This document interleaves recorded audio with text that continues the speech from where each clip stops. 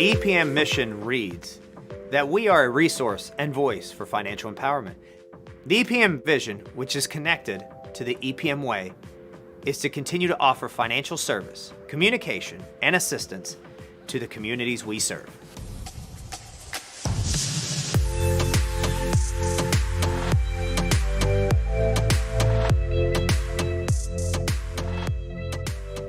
What makes us different is our loan officers. They care about the people. Our number one message in this company is the customer. Always do everything you can for that customer. We as a staff work together as a team, and we also on one page, one goal, to know that the end goal is the other person, which is the home buyer. The big thing that we want to do is provide financial empowerment to our consumers. The ramifications of not owning versus owning is very vast. So it's really about maximizing your earning potential to build wealth. Our diversity, it's a large part of what sets us apart. And the way we look at business with an empathic approach, we do care. I have grown up here. I've pretty much done almost every position here and have just grown and learned throughout the 10 years and been given tons of opportunity to advance. I can't tell you how much this place means to me. My favorite part of EPM is the relationships that we build. I mean, I see my coworkers more than I even see my family throughout the week. So it's important that we have that relationship with each other. I know that I'm going to work hard with my coworkers, but I also know that I'm going to be able to have a fun time with them. When you join EPM, it's like you're gaining a huge, giant family. The people here are just funny and amazing. The 23 Fundamentals, or the EPM Way, is our new culture plan. They are led by great communication, ethics, morals. All in all, they make us better. They make us EPM. The idea of work and home is truly been blurred. So when our culture plan was created, we wanted to transcend just being in the office. It's really about being a brotherhood, a sisterhood, but it's still all about one mission and one objective, is to make sure that we're not only leading to financial empowerment, but we're growing our communities, we're serving our communities, we're growing our individuals.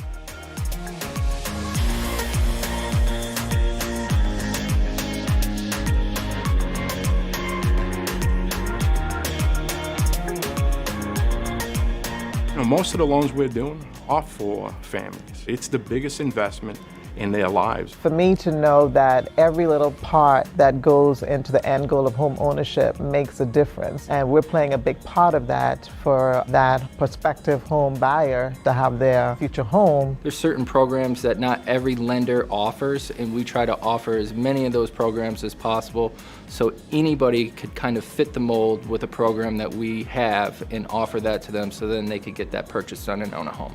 You know, the gold standard is treat somebody how you would want to be treated. I think that's the way people would want to be treated best. They want to make sure that somebody's looking out for their best interest, not yours, not the company, not the industry. So you definitely got to put yourself in their shoes and empathize and make sure you're looking and more importantly, listening very, very generously to what they're saying and what they're trying to accomplish. It feels amazing to know that my team and I were able to contribute to a prospective buyer having their home.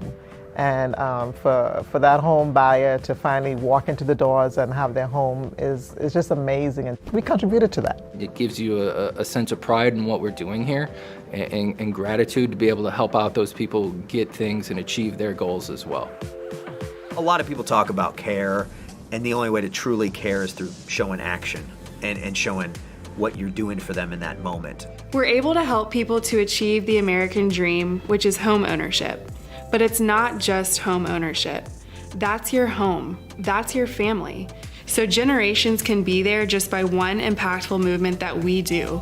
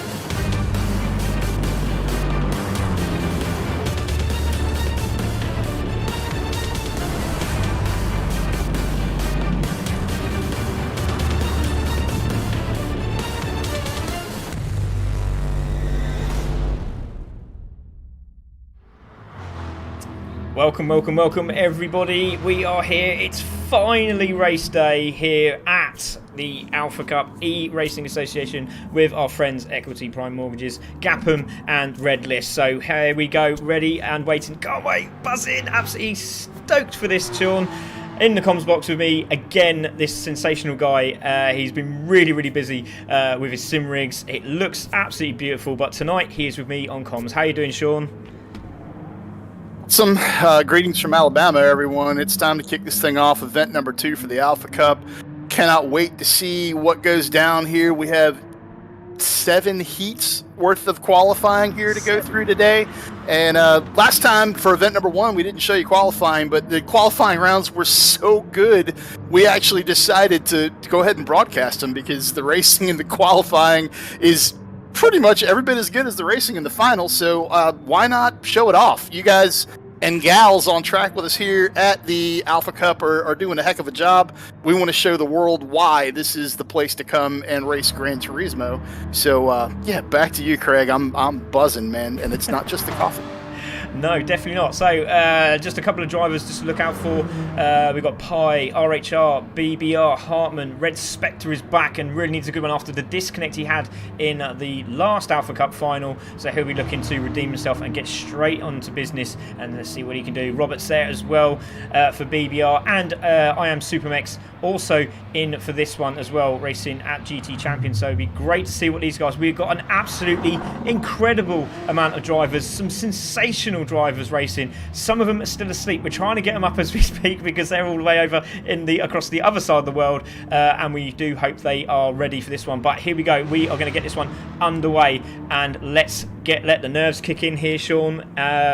Amazing, can't wait. Leisure Missouri Centre. It is like a little touring car track. It is fight to the finish. Top 2 go through to the final. All the qualifying heats today are 20 minutes. Like Craig just said, Leisure Missouri center track. It's almost like a Brands Hatch Indy, and the action comes at you really fast. The lap times are quick. This is going to be an absolute battle. 6 cars on the grid for qualifying heat number 1. Top 2 move on to the final. And like you said, Craig, this heat, every heat's stacked, but this heat is crazy stacked. We're about to get ready. We're about to get ready. We're about to get underway. Yeah. That Martini livery Porsche sitting on the front with Pi Opa driving that car. Gorgeous. And we are off. Qualifying is underway for the second round of the Alpha Cup. So there we go. It is Pi who takes the lead. I am Supermex has had an absolute storming start from the back of the grid. Look at that. He's in first.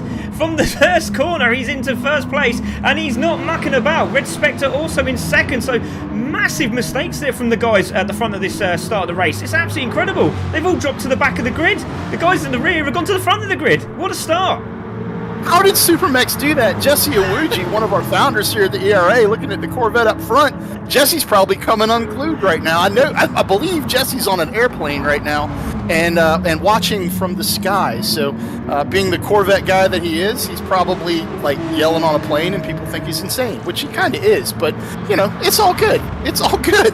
Oh, it's absolutely fantastic. What a start from I Am Supermex. Had a terrible time in the first qualifier. Didn't make it. Had a spin out and he tried to get back into the race. And we do say to everyone, keep pushing to the end of this race because anything can happen. But it is Supermex in the lead, followed by Red Spectre in the BMW. I was very surprised he's doing the BMW, but he obviously knows something that we don't know. But it's Corvette, it's BMW, Corvette, and then it's a Porsche. Then we have a Genesis, and then we have another Porsche. So it's absolutely fantastic at the moment. But it's Supermex into the lead, and we have got 18 minutes of this race, Sean. It's going to be tight. All of them still on the lead lap. A little bit of a guy going wide there. Who was that there? It's Pi going for a challenge down the inside, and he's got it done. He takes third position over Hartman there. So great move from Pi. I know we talk about this all the time, but the disparity of cars that are manufacturers that you see on track at these races in GT Sport just make it so much fun to watch. Where else would you ever see a Corvette, a BMW, a Porsche, a Hyundai? Like, how does Hyundai get in that mix? But here in the digital world, we actually get to mix these cars up, balance the performance, and let folks go at it in their make of choice, and it just makes for amazing racing. So sit back and relax and grab your beverage of choice and enjoy a little bit of racing to kick your Saturday off. Oh, definitely. We've still got another 6 of these. It's going to be absolutely brilliant. The final has got the champion. I think it's Ace Ryu in the final heat. So we'll see how he gets on. But it's I Am Supermex in first. Red Spectre Siders. Oh, nearly lose it. Oh, he's lost control. He's lost control. He's managed to get that back, but he lost a lot of time there. And this is giving Pi the opportunity to close the gap on the 2 leaders at the moment. And this is crucial because Pi needs to get close enough to make a challenge. 17 minutes still to go, but they don't want to let the top 2 get away, Sean. No, not at all. It's we only have 20 minutes here. We've got 17 minutes remaining in this qualifying heat.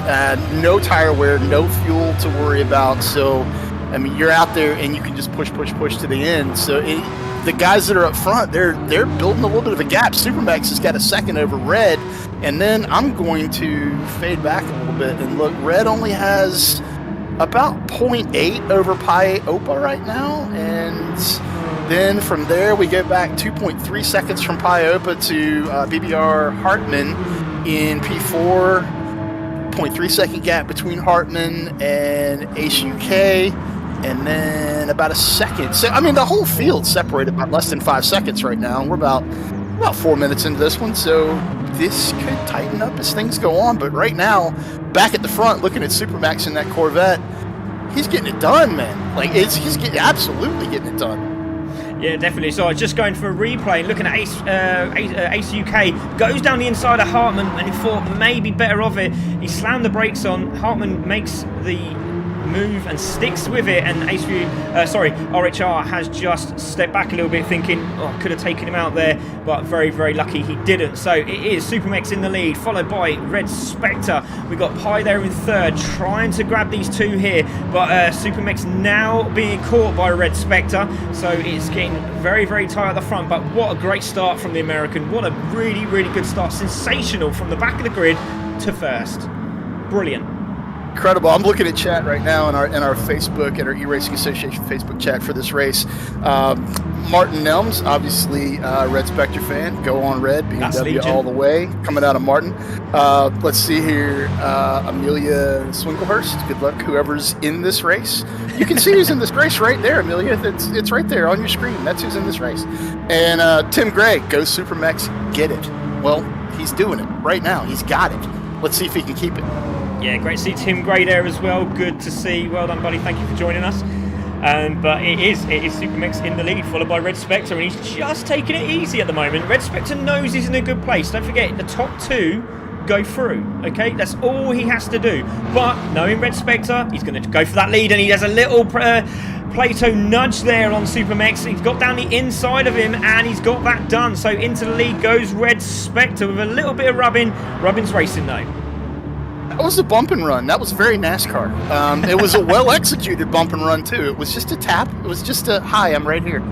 And these guys, the last thing these 2 want to do right now with a little over 14 minutes left to go in this qualifier is get racy. There's no reason to right now. Just keep doing what you're doing.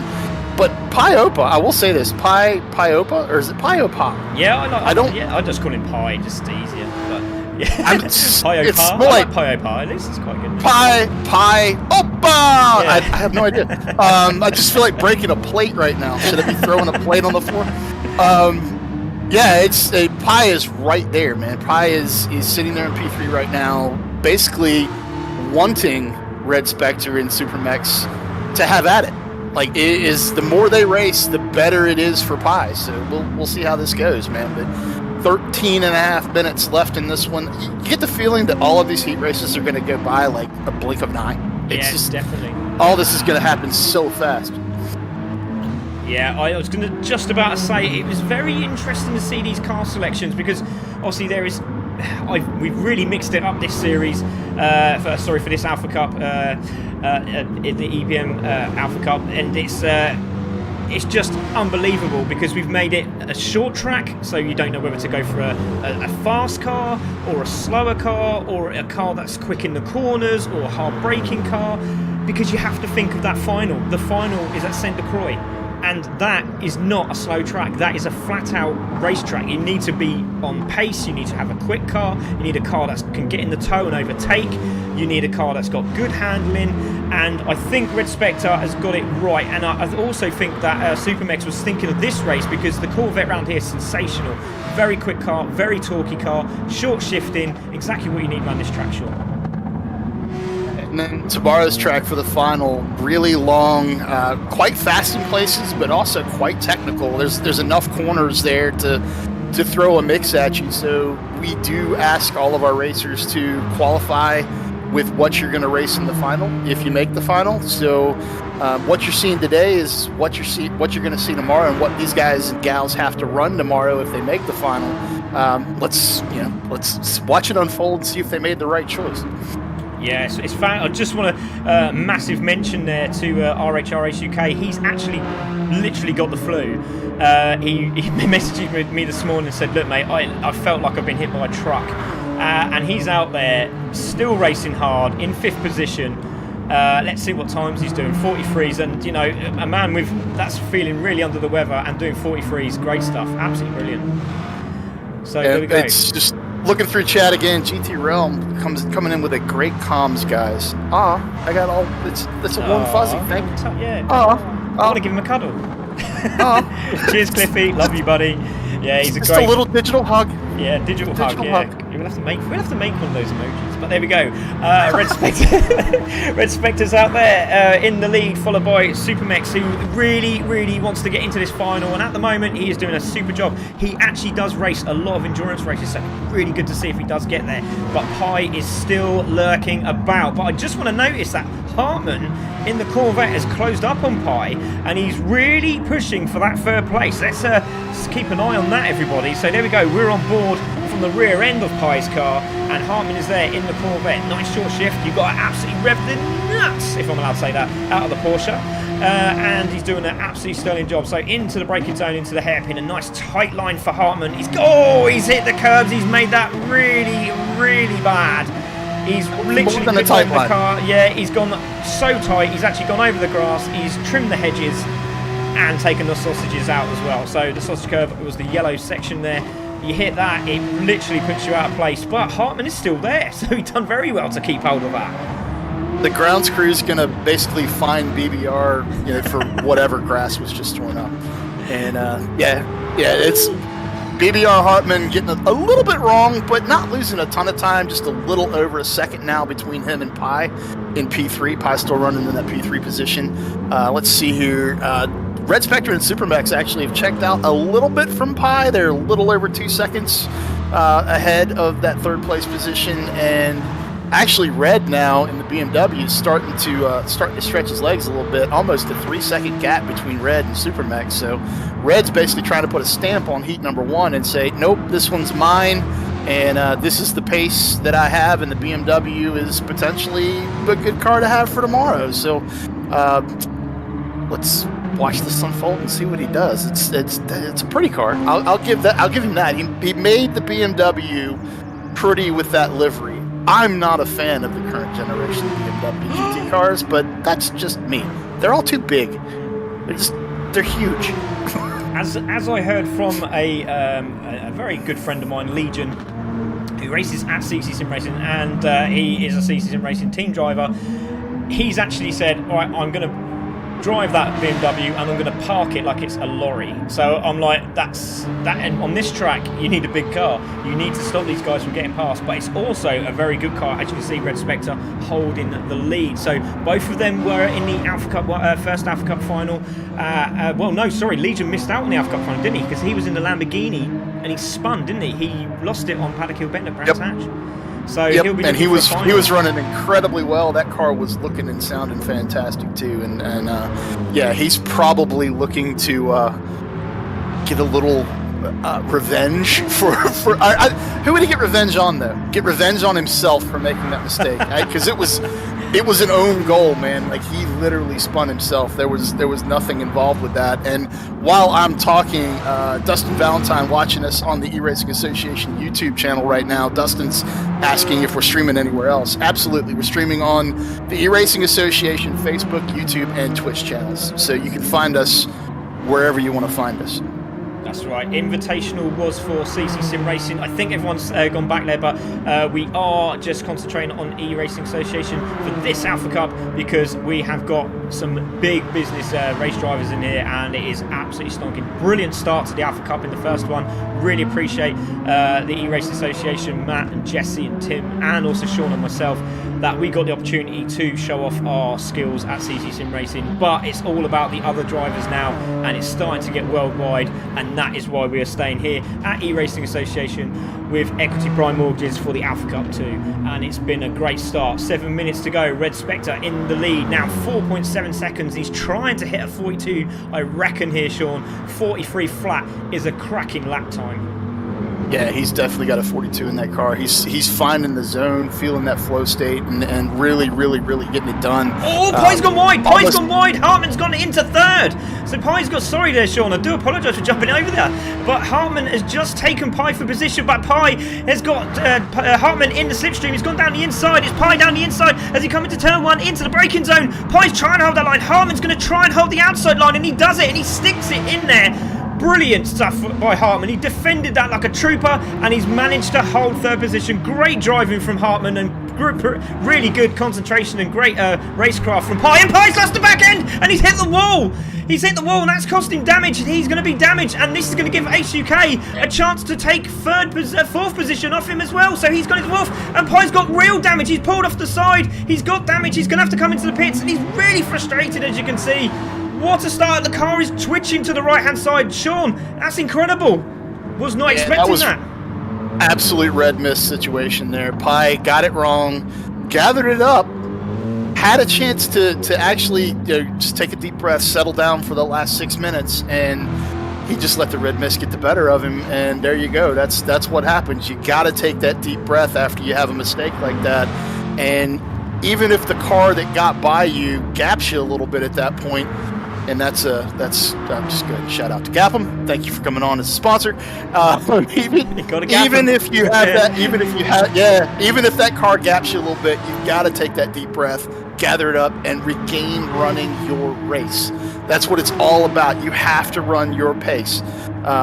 It's very easy to lock on, target fixate on that car in front of you, and that's when you start making mistakes. You start driving over your head, you start driving over your comfort level, and the car starts getting out from underneath you. Bad things happen, and unfortunately Pye just fell victim to that. He has no one to blame there but himself, and hopefully that is a learning situation.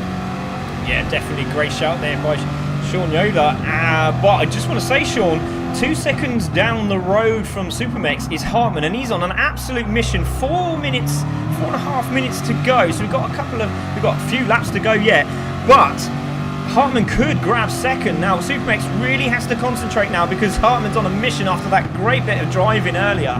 So let's see what he can do. 2 seconds behind, needs to get into about a second to grab the toe on the straight. So let's see what he can do.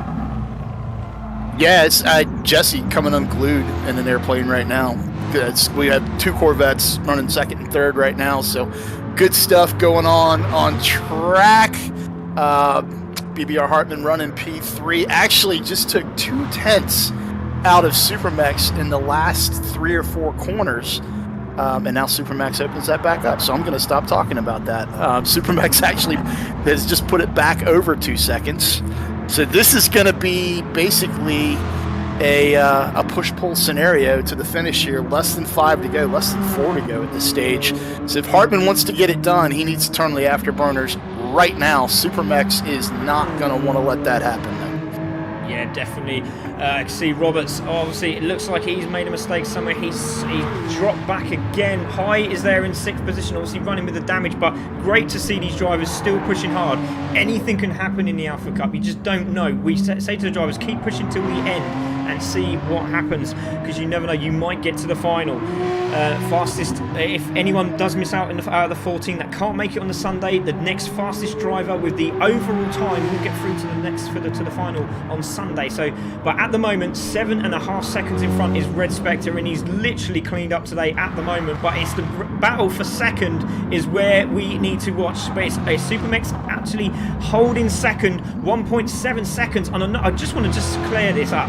Hartman is really quick through that sector, absolutely flying through that sector. Now Yeah, he's quick to that sector. And it 1.7. seems like Supermax stretches it back out after in the straights. they get through that, and it's interesting to watch this unfold in front of us. And then going back up front, looking at Spectre. Spectre is putting a big stamp on this heat race. And basically, he hasn't needed to find the 42s because his pace is just unbelievable compared to the rest of the field. Yeah, it looks like we've missed RHR spinning out somewhere. He's now dropped into 5th. Roberts is now in 4th. So mishap happened there for RHR, Ace UK, and still pretty strong. So great to see him still on track. But we need to watch this battle for second because it's starting to hot up now. 1.7 seconds, 2 minutes to go. We've got a couple more laps in here, Sean. And is that going to change? Because same car, they look like they drive the same as well. It's very, very nip and tack at the moment between these two. They're gapping each other. They are literally gapping them. If you were in this, yeah, absolutely. If you were in this battle right now, which one would you want to be? Would you want to be Supermax or Hartman? Do you like to chase or do you like being chased? I'm a chaser. Oh yeah, all day long. Okay. If I can see the guy in front of me, my eyes are lighting up. I'm thinking, right, you're mine. And then if I'm Supermax, I'll be just. And it's always been the same with me in racing. I always look in my mirror, and I've been told so many times by so many drivers in our league, stop looking behind, just concentrate on what you're doing, and it has been the bane of my life. But I have stopped. I'm getting quicker. But Supermax will have some lights ablazing of that Corvette. He is coming up strong. 1.2 seconds, another 2 tenths, and he is in tow. Minute and 10 seconds to go, Sean. I think he's got the memo. Yeah, Supermax. If Supermax is gonna hit it, he needs to hit it now. Like Hartman is coming on strong. Red Spectre is off and gone. Mario Coelho says Heat 1 is the red show. Without a doubt, Heat 1 is the red show. Red is just out there. Showing German superiority here over the two American Corvettes running second and third. Supermax seems to be able to hold it right at about a second gap. I know we got at least one more lap coming. I reckon we're going to have one more lap here, so they're going to get round, definitely, Sean. I think Red Spectre's going to get a happy lap, so he's going to be able to do a lap of honour for himself. So I like the happy lap. But there is a good battle going on, but I want to stay with this battle at the moment. It's still a second, but if Hartman can just let off the brake just a little bit of coast to this corner, because Supermax is starting to feel that pressure. 0.9 now. We will see Red Spectre in a second, but again, just has to make sure he gets this right, which he does. Supermax has done it. So into the toe they go. Little bit wide there. Supermax is managed to do it. GT Champions driver Supermax. You got BBR driver, and the BBR team will be screaming at Hartman. He's doing a sensational job, but Red Spectre is coming over the line. Sean, if you can keep an eye on the guys coming through the hairpin, it's Red Spectre who takes the win. Congratulations to Red Spectre. Supermax is an exit, but Hartman's all over the back of him, and it looks like Supermax is going to get it. He's going to try and move out of the light. Yeah, he's managed to do it. 0.3 at the end. That's incredible. What a drive from I Am Supermax. Iron Man, you can be called today. He will go through to the final. Great drive from Hartman in third. Roberts is going to just pip Ace UK over the line, and he flashes his lights, and they're really happy. They're really involved into this. And there goes Roberts in fourth. RHR takes fifth, and Pi will take sixth. But it's Red Spectre and Supermax who go through to the final on Sunday. Wow. Yeah, that battle for second and third was insane. So we started off with a cracker, and we will build from there. Epic stuff. Epic stuff. Indeed. We're going to go for a quick advert. We are hopefully going to get the guys back in for the next heat. Sean will be on that right now. So we are getting ready for Heat 2, and everyone will be out of this room, and we will have Heat 2 up shortly. I'm looking at race results right now. I'm logging overall race times. So give me just a second, guys, before you leave this lobby. And I will get everything logged in, and then we will start loading in heat number 2. Don't go anywhere. Yeah, definitely. So there we go. We'll just go for a rundown while we're waiting there. So Red Spectre is your winner of Heat 1. Supermex in second. Hartman with a stunning drive takes third. Roberts in fourth. RHR in fifth. And Pi with the damage at the end, which is a real shame because he's doing such a good job. He will take sixth. Fastest lap was Red Spectre, and he did get a 42.9. So great lap time from Red Spectre. One to watch out for the final. So we're going to go to a short ad break and we will get the next drivers in and we will see you shortly. Struggle finding someone to race with, someone to compete with, or flat out, someone just to give the Gap sauce? Well, you should check out the Gap'em app. Gap'em is the only app that will allow you to race people locally, share videos, and attend events. And after you race, you can actually take your racing video and post it in the Gap'em postum section so the whole world can see. And even if you're not a racer, you can always head to our Gap'em app crew mode section where you and some friends can continue to meet up, go to car meets, go to car events, car shows, anything that has nothing to do with going to the racetrack. Gap'em is a one-stop shop for the car world. Looks like I just got a match on the Gap'em app. Time to serve someone some Gapple beans. Ready, set, Gap'em.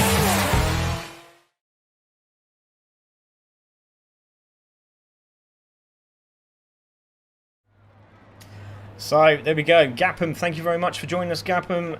Great advert as well. Look at this, stunning, absolutely stunning. Love that. Just saw Jesse looking very, very happy on the advert there as well. So great to see Jesse out there enjoying himself, and what a great advert that was. So thank you very much to Gap'em for joining us at the Equity Prime Mortgage Alpha Cup heats. It's going to be absolutely fantastic. We are ready for Heat 2. We are going to get the guys gridded up and sorted. Once everyone has done, we will get this one underway. But what a race there from our man Red Spectre. Great drive, and also want to say a massive shout out to I Am Supermex, who literally didn't realise he was in the race. He registered, literally jumped in, picked a car up and drove it very, very well indeed.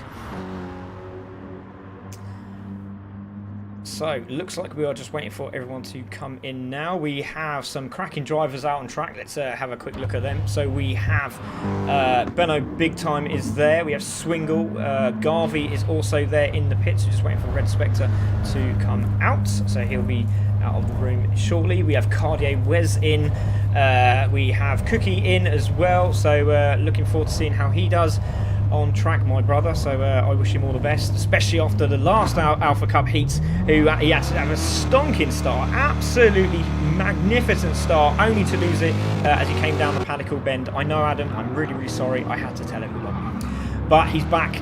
We'll see how he gets on today. So Hattelad out in the Lexus. Very, very interesting car choices today. Again, thinking about the next race. If they get through to the final, you have to think of the next race. It's going to be very, very tough out there. Swingle going for the Peugeot. So again, nice looking car, nice livery from Ted Tracks Racing, and let's see what Swingle can do. And again, beautifully looking car. So let's have a look at Benno Big Time going for the AMG as well. That is some sensational looking livery for Benno Big Time. We have Garvey out on track, another Corvette out on track. So seems to be that Corvette seems to be the car to have. So we'll see what we have. Wassim has just come out as well. Cookie going for the Aston Martin, was in the AMG, deciding this time round to take out the Aston Martin. Again, sensational livery. Everyone's going to see that car coming. Cartier Wes, well, we know all about this gentleman. He is absolutely incredible. Manufacturer Series racer in the Subaru. Did a sterling job for Subaru, but he is back in the Streamer event. He was riding this car. He's in it again, and he was sensational. AMG, watch out for this guy. He is quick. And Wassim is there, also in the Corvette. Not managing to get a livery done, but it looks pretty good on track. So another Corvette. So definitely these guys are ones to watch out for. Sean, are you back with me now, buddy?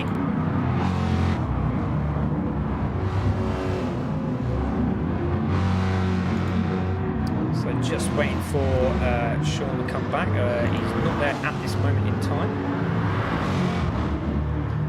I was down calling everybody to grid for There you go. He's down the other end going, hello. So that's fine. Everybody to grid for Heat 2, and I'm pretty sure it was Supermex that I heard talking to possibly his wife. It was an I bleep bleep bleep advanced. This is a worldwide thing. How did I advance? You advanced because you went out and you ran your own race, man. You ran your pace and you kept it clean. And I will say this. You felt the footsteps. There's no doubt about that. You almost didn't advance, but you made it. Congrats. Definitely. And on to heat number 2. Heat number 2, promising to be every bit as fun as heat number 1. And check out the flags, man. We got people from all over the world out here racing. Yeah. It is awesome. It's going to be epic. So we're going to leave you with an advert while we sort out the grids out, and then we'll be back racing for heat 2.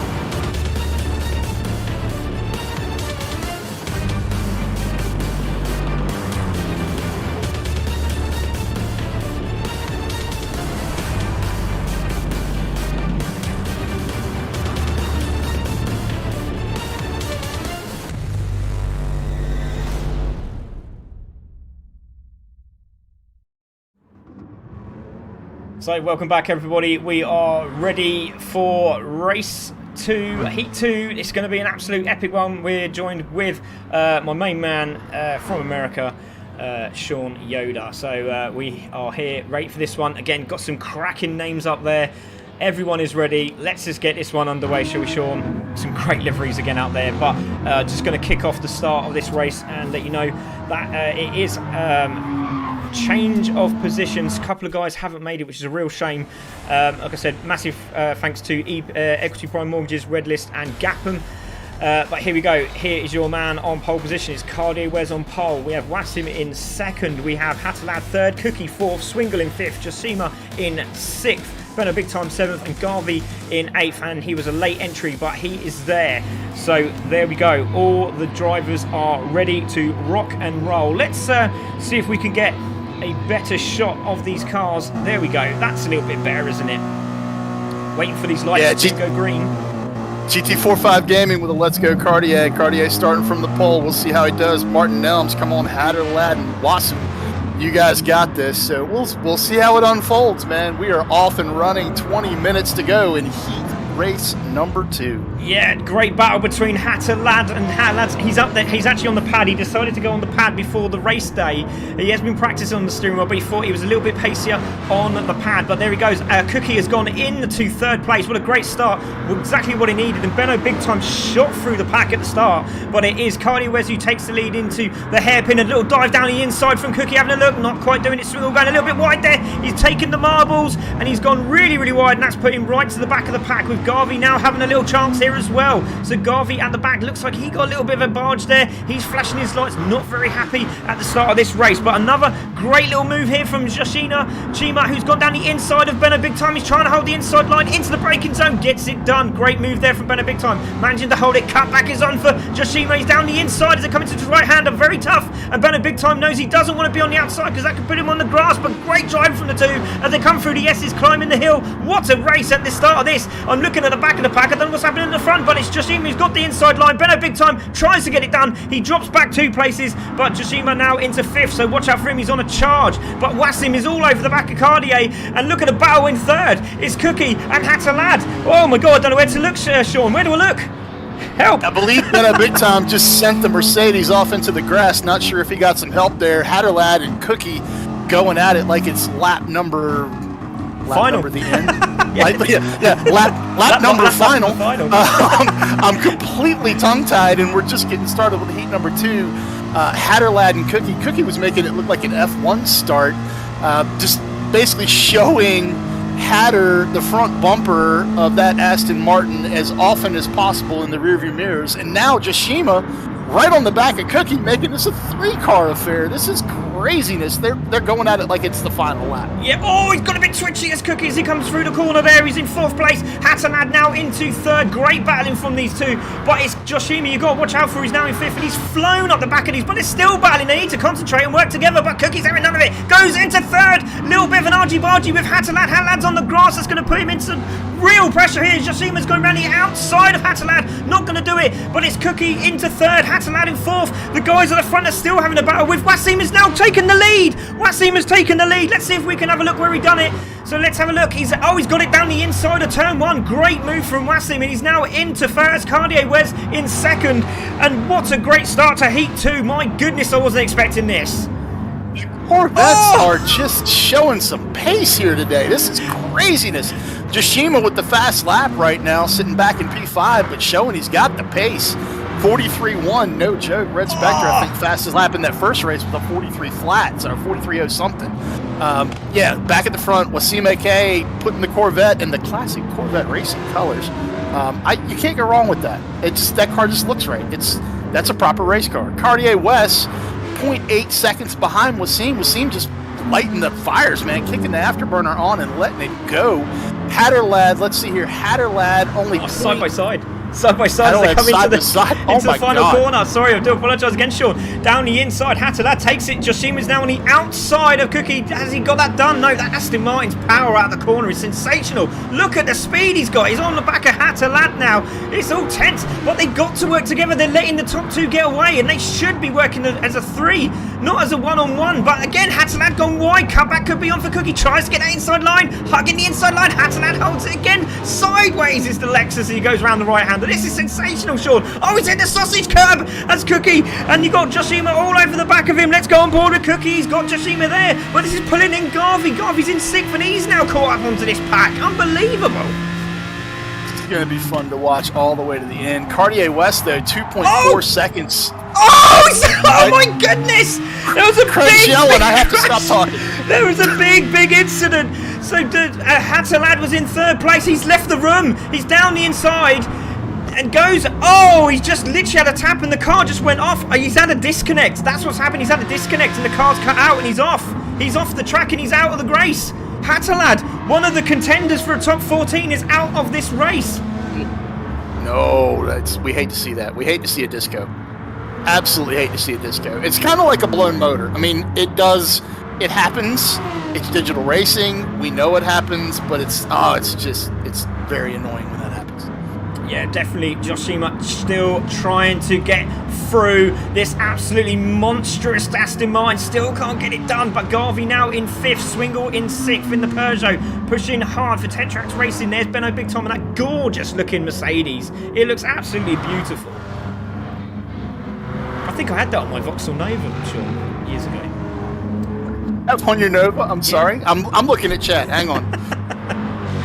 So Wassim in the lead, 1.4 seconds, another great start. Look at that time, 42.987, another one who is one to watch out for again. Now, he looks like he's thought of this round, just making it through, and again, he's going to have to stick with his car for the final, so again, going to be very, very tough in that car round St. Croix, but we'll see what he can do. Cardio West holding 2nd, 3 seconds down the road is Cookie in 3rd, we've just seen that it's still there in 4th, with Garvey in 5th. There is Swingle in 6th, with Benno Big Time still on the lead lap just behind them, 11 seconds away from the leader. Anything can happen in this race, but Wassim has gone wide. Wassim gone wide there. He's managed to get it back together. A bit of pressure there.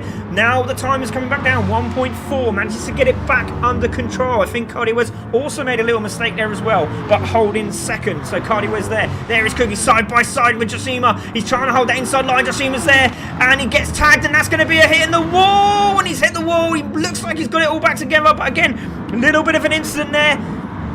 Let's have a look at that again. Racing, little tap there. Truly racing like it's the final lap. Absolutely racing like it's the final lap. A little bit of rubbing's okay. It's GT racing. We expect some door to door, but we're gonna take a look at that. We'll take a little bit of a look at that. I think it's gonna be a racing incident, but we shall see. Yeah, definitely was a little bit of a mistake there. Garvey all over the back of his teammate at BBR and gets that done down the inside. He's trying to get himself together, just needs to get calm, get back into it. 13 minutes to go, just got to stay stable, concentrate. But those two having a great battle at the moment. Wassim 1.8 seconds in front. Cardier Wes is there, 4.7 seconds in front of Joshima, who is in 3rd. Then this massive battle down the inside. Garvey gets it done. Swingle also having a look, little tap there from Cookie on Garvey. So the teammates there might work together now to try and push for that 3rd spot, but we will have to see what happens. But again, it's too much battling, Sean, and not concentrating on the leaders. That's the problem right now. The cars that are P3 and back, the top 2 cars with Seaman Cartier West, those guys have checked out. There's almost a 5-second gap between Cartier and that Mercedes and Joshima and his Corvette. Joshima has gotten clear of Garvey to the point where I think he can calm down and just basically settle into that Corvette and concentrate on running Cartier down if that's possible. But the rest of the field, like I'm looking at Cookie and Garvey right now. I know I hate to say this, it's a 20-minute sprint, but they need to chill. They need to calm down and run their own race. They're too busy trying to take each other out and racing each other for position and not concentrating on catching those top 2 cars, which is where they need to be in order to move on. Yeah, definitely great shout there from Sean, but Wassim is definitely, as we said before, checking out. Look at that time, 42.8, Sean. 42.8. That's incredible. Absolutely incredible. What a drive from the guy. Wow. Crazy fast. We've got this guy in one of our chats right now. We've got a couple hundred people watching across all our channels. So if you're watching and you've tuned in and you've told the world and you've shared and you've liked and click the bell and all the stuff that all of the channels tell you to do, click all that stuff. And there's this guy in our Facebook chat right now saying, "Good Lord, Corvettes are bullies, America." The guy's named Tim Connolly. Do you know? Who is that guy? Who is that guy? I don't know. Should we boot him? Yeah, I think so. We should probably boot him from chat. Yeah. But I don't know about his friend Bipolar Express, though, because I think he's quite a nice guy. He's all right. He's all right. Does he drive a Corvette? Yeah, I think he does. But there we go. It's Wassim still in the lead. Managed to it's dropped down a little bit, so maybe a little bit of nerves kicking in. We've got 10 minutes to go. He has made a mistake on the exit as well, so putting that power down. But again, he seems to have good traction, even though going on the grass. He's got traction on the grass. It's absolutely unbelievable. Something we need to find out how he does.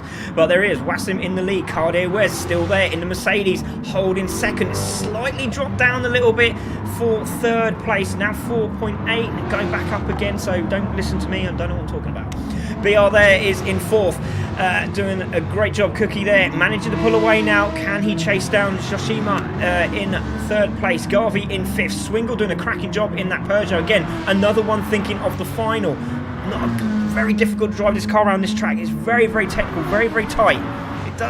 I say it's not very technical, but you've got to get through turns 1, 2 and 3, and again, you've got to make sure that car is turning in.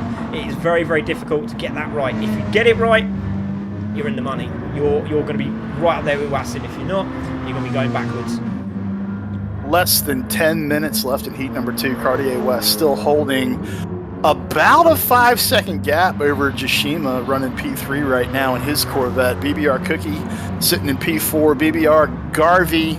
I have a very hard time not saying BBR Gravy, and I apologize, but I don't apologize because I like BBR Gravy. I think it's awesome. It sounds nice. TTR, I know, it's a nice gravy and some Yorkshires right now would be, I'd go for that. TTR Swingle running P6, Benno Big Time running P7, back at the front. Wassim AK doing his best Red Spectre impression and trying to basically gap the rest of this field and lay down some dominance here in the qualifying heats. We'll see how that goes. Looking at Cartier West right now, though, running P2, looks like Jashima just kicked it up a notch, and either that or Cartier got something wrong, but Jashima has found about a half a second on Cartier over the last lap. Yeah, he's doing 43 flats now, and that was a cracking lap from him as well. Now down to 3.9. Cartier with a 43.5. So slowly but surely, mistakes are starting to happen. The nerves are kicking in. Cartier was absolutely gutted he missed the first one. He's so excited to be in this one. He loved the racing at CC Sim in the Manufacturer Series. He's back again in this one, and he wants to do well in it, and well he is doing, and we will see if Jashima can grab that off him at the end of this race. Can he do a Hartman? But again, Cartier West going wide again. That's going to cost him. Had to bail out of that one, and that should drop down quite substantially as they're coming through. Yeah, look at that. 3.7, now 3.6. It's coming down. Jashima has 8 minutes to get it done, and he's on the march. He's looking to put that car in P2, take over P2 from Cartier, and advance to the finals. Wassim still with the fastest lap of the race, 42.886. That's the fastest lap of the qualifying heat so far. Obviously, we've had 1.5 at this stage, but Wassim right now with fast lap of the day, which is that's saying something in this group. We've already had some incredibly fast drivers on track. Yeah, we've got the top 3 champions from the previous one to come. We have Tabron, who finished third after an Akai fuel strategy just slightly wrong and lost it on the last turn of the finals, and Tabron managed to clinch third place off him, so he grabbed third, so he's coming up. Akai's coming up. We've also got Bipolo, who finished second with some incredible driving. He will be there. He's coming up as well in the heats, and we've got Ace Ryu, who's also back to try and crown again that second Alpha Cup, so we'll see what he can do. But Wassim again, 3.3 seconds, now dropping down. Cartier West is now down to 3.3, now dropped up again, so there's a mistake there from Jashima into turn 1, and 6.5 minutes to go. Cookie's still there in 4th place, hasn't made any difference on Jashima, so still doing pretty good times there. Let's check him out. What's he doing there? He's doing 43.5, so that's not a bad lap at all, that. Garvey there just behind his teammate doing 43.3s, so should close him up. There is Swingle. Let's have a look at him. What's he doing? He's doing 43.8s. These are great times, absolutely brilliant. 43s are perfect times. Yeah, a string of 23-ish laps in the mid 43s, I think, would put you right up front. So they've got the pace. It's just maybe a mistake here and there, a 10th here and there, and that adds up over 20 minutes. And we're seeing that add up right now. Jashima about to put it under a 3-second gap between Jashima in P3 and Cartier West in P2. Looking at the chat right now, had a quick chime in from Supermax saying that was the longest 20 minutes of his life, which is awesome. Yes. Congrats on making the final. We'll see you tomorrow. Lots of folks in here basically cheering for Cartier West, and one of those folks is Ghost Viper. Ghost Viper Gaming in here. Let's go Cartier. And then we've got, let's see, Cartier, Nolander Gaming. Cartier, let's go, my guy. Cartier's got a fan base. Yeah, he's got some fans. He's got some fans. You guys need to be cheering him on, though, because Jashima is on a march, and a little over 5 minutes to go. Jashima in that Corvette can see the back bumper of a Mercedes, and I can guarantee you he's doing everything he can do to basically take that gap down. Yeah, so Cartier West is trying to gap him. and Joshima's trying to red list him. So here we go. And he might actually get a mortgage out of it. So we'll see what he can do. So Cardio Wes is... did I just do that? That's amazing. Yeah. So Cardio Wes still 2.6 now. So the nerves are starting to kick in. Jelly Legs is about to happen. Joshima is on a mission to close him up. This is absolutely incredible. Look at that, 42.9 on his last lap. 42.9. That's sensational. He is really reeling him in. Can Cardio do any better? Let's have a look. He's done a 43.2. Again, great laps, but again, you got to watch out for this Joshima. Where has he come from? What a drive. Absolutely unbelievable. He's running him down. Does he have enough time to actually, does he have enough time to get behind him? And as the old adage goes, it's one thing to run him down, it's an entire other thing to make the pass. So we'll see how this unfolds. Less than 5 to go. In the chat right now, Chris Ball, another Cartier West fan. Cartier's got a serious fan base going on here. GT45 Gaming, stay calm and drive on, Cartier. You got this. Andy Stevenson, gutted I had to pull out. We hate that you had to pull out, dude. Yeah, cheers, Andy. So sorry you had to do it, man. I just want to give a massive shout out to Ghostfire because I know he's been, he's had his mum's not been very well, so I'm sure he would have been he would have loved to have run in this race. But great to see him cheering on Cardio Wes, and we wish him all the best, mate. I know you've been having a bit of a hard time, but it's great to see you back and watching the stream. So thank you very much to you. Ghost Viper. So thank you very much for joining us, everybody, here at the Equity Prime Mortgage Alpha Cup 2 event, Heat 2, and it's Wassim who looks like he's got this in the bag, but we just need Boosted Alpha's mum, Paula Webb, to just say something, just to make it a little bit more interesting. But Cardio Wes is now down to 2 seconds nearly. Look at this. This is a sensational drive from Joshima. He is trying to claw him in, but 3 minutes and was that 3 attempts is not going to be enough to claw that back, is it, Sean? No, it's not, but it's, man, this is crazy. He's less than 3 minutes to go, 2.1 second gap between Cartier and Joshima.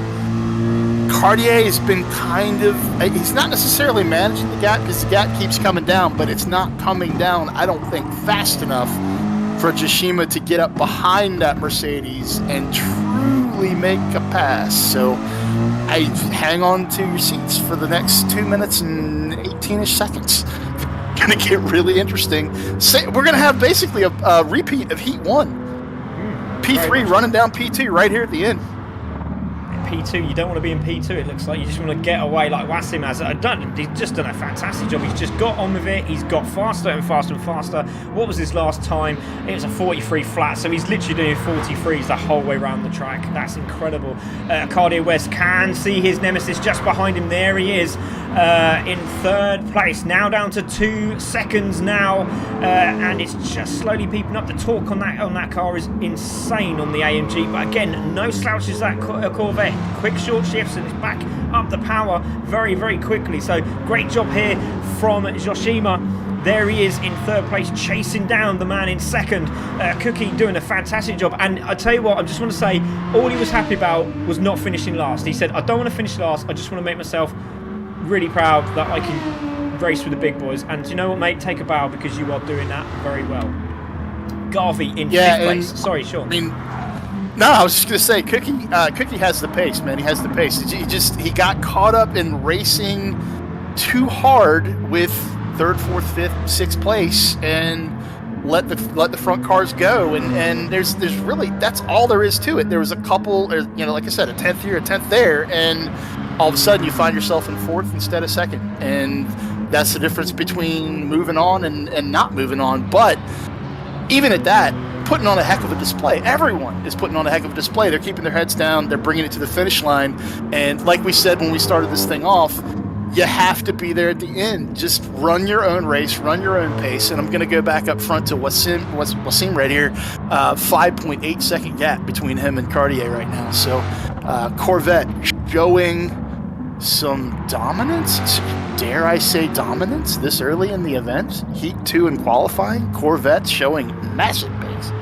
Yeah, definitely. And Wassim now has got 10 seconds to go, so this will be his final lap as he comes over the hairpin for the final time, climbing the hill. What a sensational drive from Wassim. He has the fastest lap of the day. We'll see what happens in Heat 3, but he's going to come round. This is the final lap. The checkered flag is there. He's weaving. He's really, really happy. He's a lovely lad, and I'm really pleased he's joined us. Wassim takes the win, and he will go through to the final, and it will be Cartier Wes who will go through to the final. Well done to Cartier. Manages to hold that. Joshima, what a drive from him in third. Cookie is going to go over the line in fourth. I'm pretty sure he's going to be happy with that. He flashes like, yes he is, of course he is. There he goes over the line. Garvey also very happy, came in late entry and takes fifth. Swingle's coming over the line, very pleased to be on the stream. There he goes, and a handbrake turn for good measure. And done it very, very well. Congratulations. Go ahead and I'm going to say it wrong. I'm going to let you... Craig, go ahead and you pronounce Peugeot, because I pronounce it Peugeot, but y'all pronounce it differently. I know, yeah. You I put an R in there. Yeah, we put a Peugeot in it, yeah. But you put an R in there. My uncle used to call it a Piaggio, so I like Piaggio, but it doesn't sound very fast. Yeah. A Peugeot. Oh dear. So congratulations to Wassim. If all the guys can just stay there for a moment while we get your times in, which Sean will do right now. But there we go. Race results. It's Wassim who takes the win. Congratulations, sir. Cardia Wes takes second. Joshima takes third. Cookie in fourth. Garvey in fifth. Swingle in sixth. Benno Big Time in seventh. And the fastest lap went to Wassim, and he's the fastest man of the day, 42.886 on lap 10. Wow. What a drive from that man. So we're going to get the guys in for the next race. As soon as they are in, we will get that one running as well. But we're going to leave you with another advert from our lovely people here at Red List.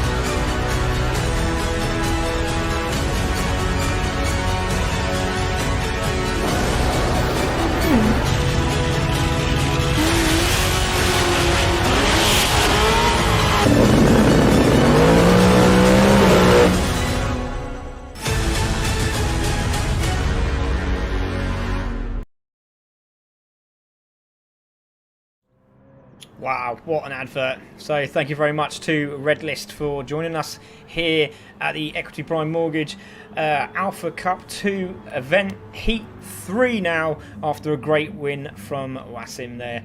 So we'll see how this goes in Heat 3. So drivers we have for Heat 3, if they are on time, is Savage Revenge, we have Egon, we have LDS Sincor, we have Nismo, we have Dusty, we have Ridwan F1, we have Dancho Boy, we have Pop Motorsport, and we have Boosted Alpha, who we assumed was going to be in the final and missed out literally by, I think it was a 10th. It was absolutely incredible. But we will see him now racing on track tonight in Heat 3. So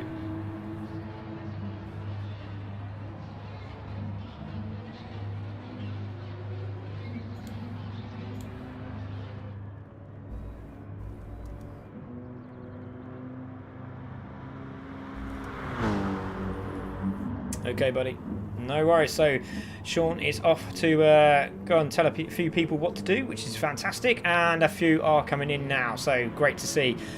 We will get this one underway as soon as we can. Let's have a look what cars we have on track for this one. So Sincor, we saw his beautiful looking Porsche as was seen on the ERA Facebook page. So if you haven't joined ERA Facebook page, please do so. Go and follow us, and looking at some cracking times here. Great looking car, does look the bee's knees, I must say. Egon there has gone for the Martini, and another Corvette. Look at that, the lovely colours there on that one, the Canadian driver. So this is going to be intense. Really looking forward to that. boosted Alpha out in the AMG Mercedes for CC Sim Racing, and great to see him out on track. He's been looking forward to this. Nerves starting to kick in for a few of these guys, so a lot of his family members come and watch him as well, so I'm sure his son will be there as well. So Daryl, if you're watching, hello buddy, good to see you.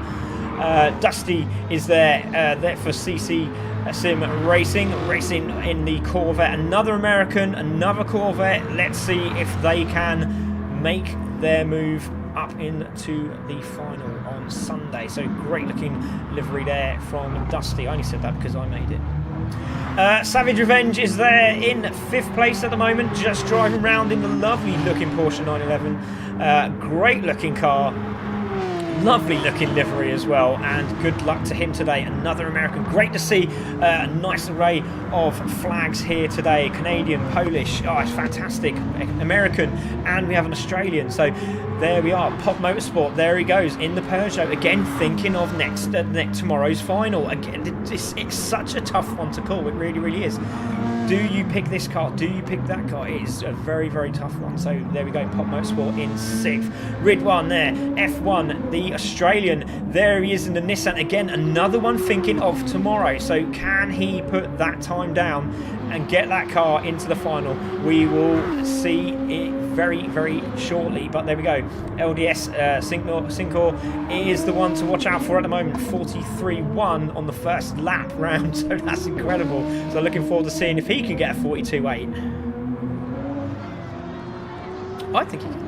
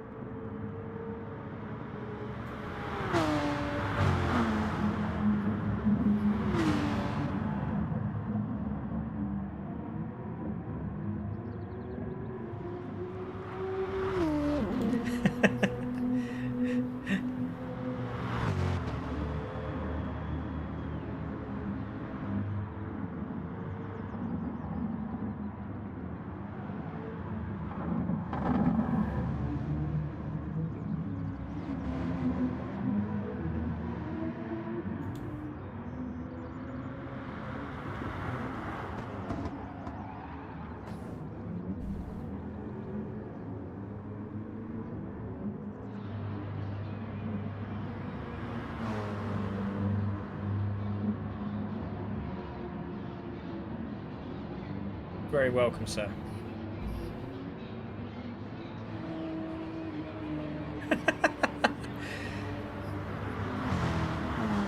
That'll be GT Champions, that will, I think, there, Sean. GT Champions following in from the American League. Great league as well. Go and check them out. Lovely bunch of guys. I can't wait to do comms with them as well. They seem to have a great bunch of lads. Need a little bit of help, so let's push a few drivers their way as well for the future.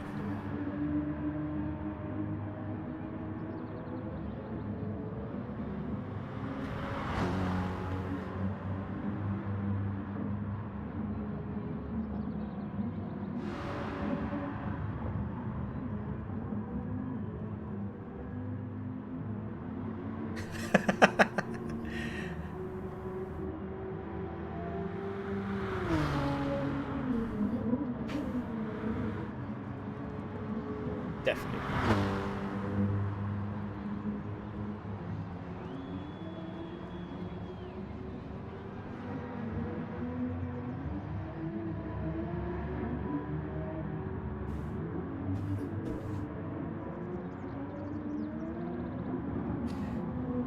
Red Mist, definitely. Yeah.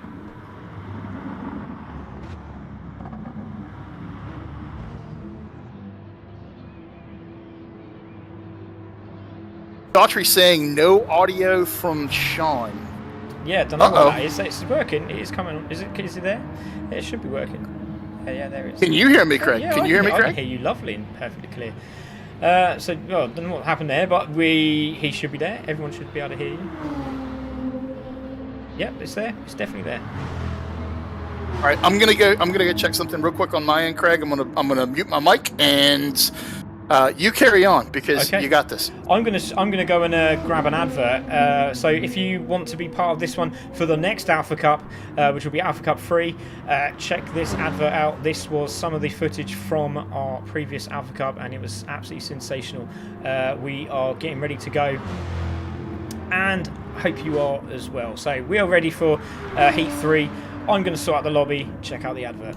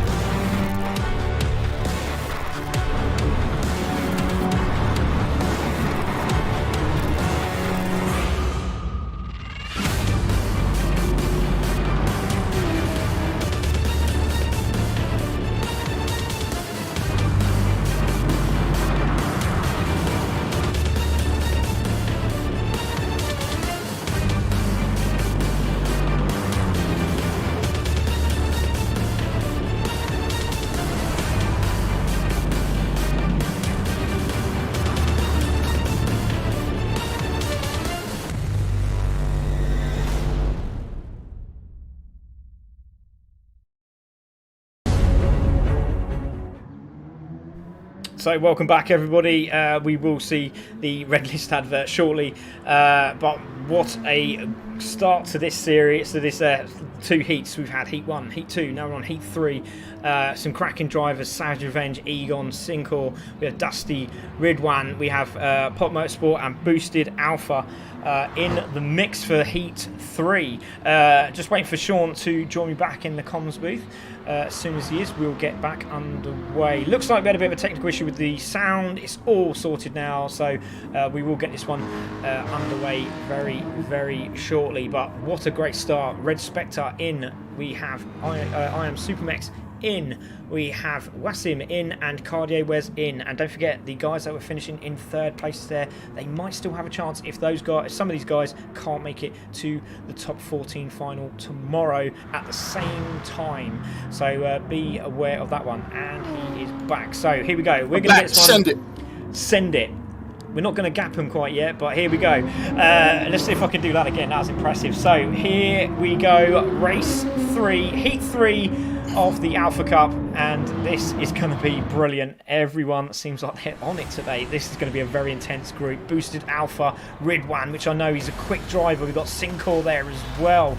Oh, some names. I'm so privileged. Dusty.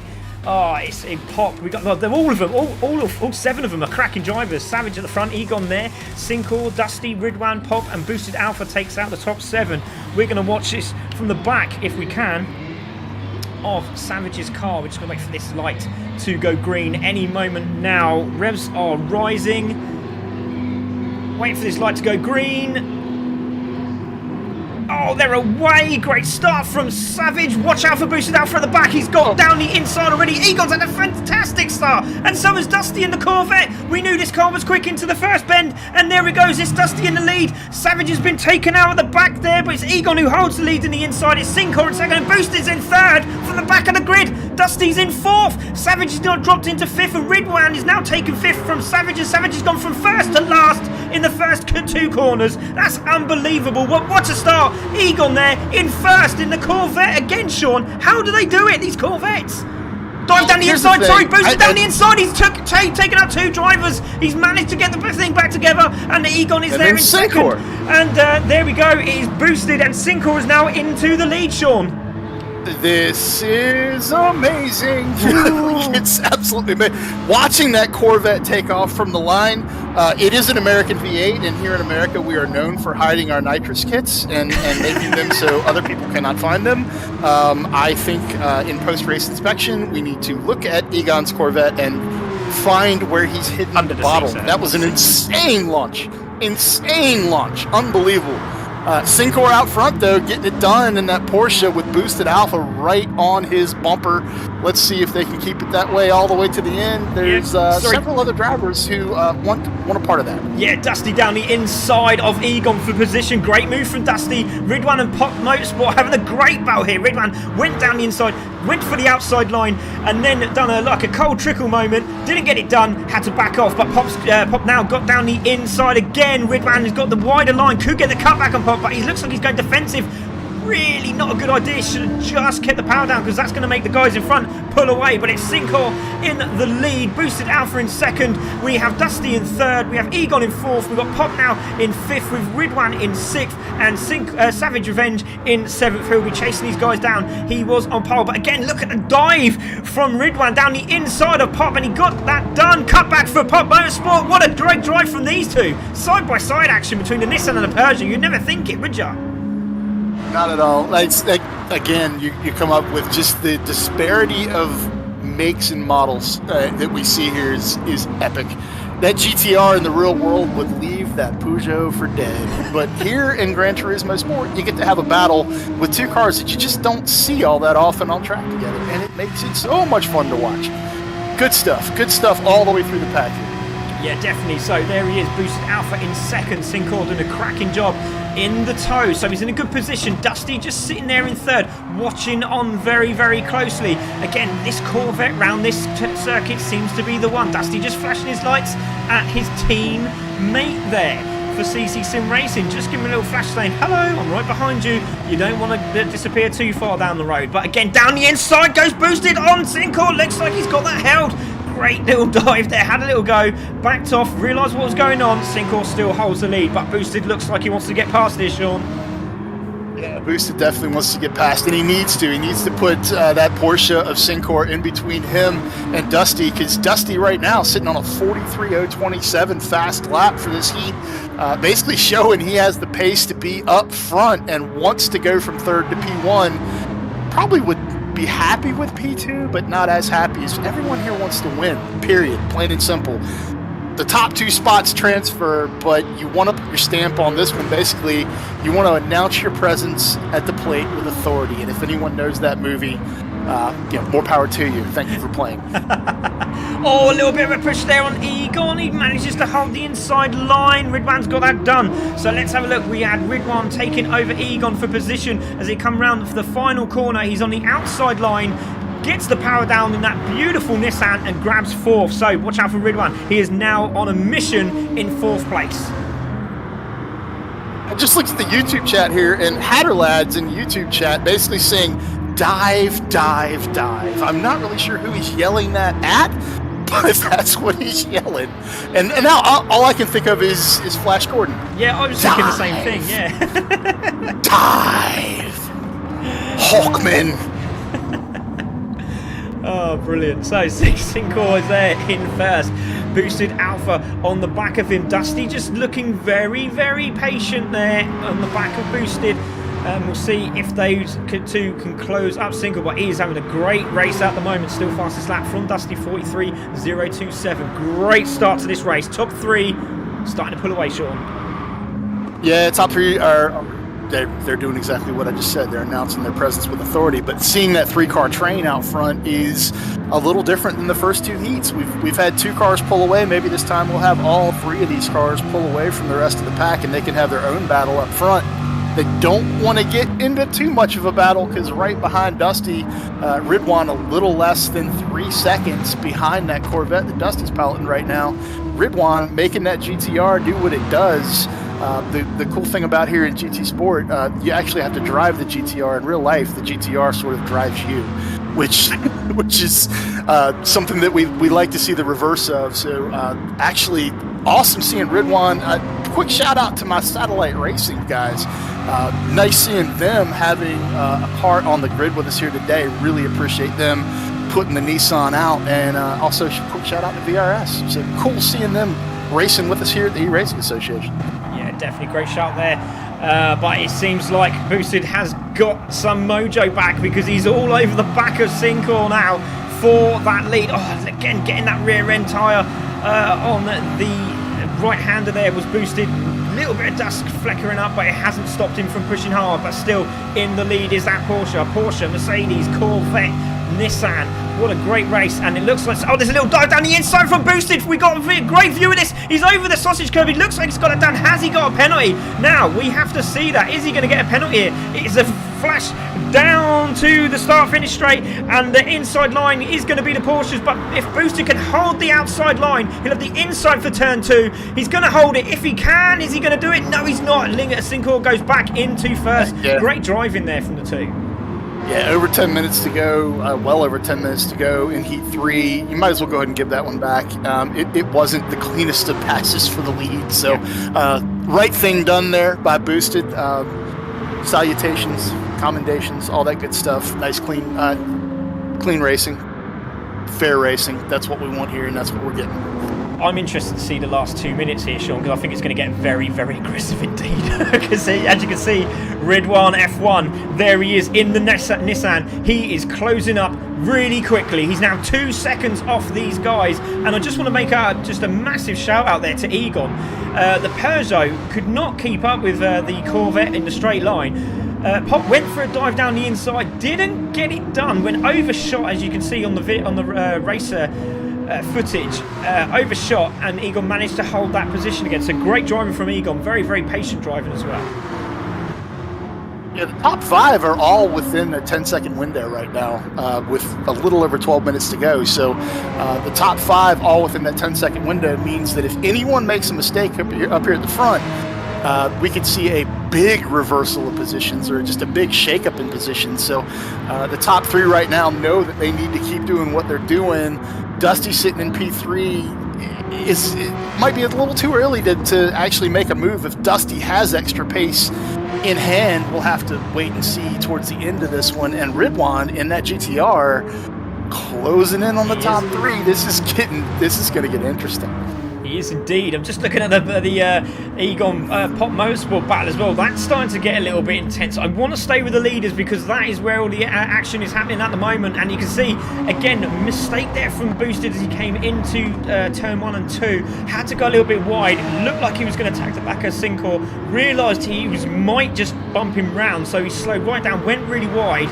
Managed to get it back together, and he's back on his case yet again. And what a drive from the leader. Under pressure from 2 great drivers, and Ridwan is in the zone. He can see the crosshairs of all 3 of these drivers in front now. The Nissan is on the charge. 10 minutes to go. This is going to be a 4-way battle for this race, for these 2 spots. Yeah, Sean. Absolutely. The Nissan's on the move, and the cool thing is in a lot of these shots, longer camera shots, but the Egon and Pop Moto still showing up in frame on a lot of the long cam shots. So the whole field right now not as strung out as we've seen in the other heats.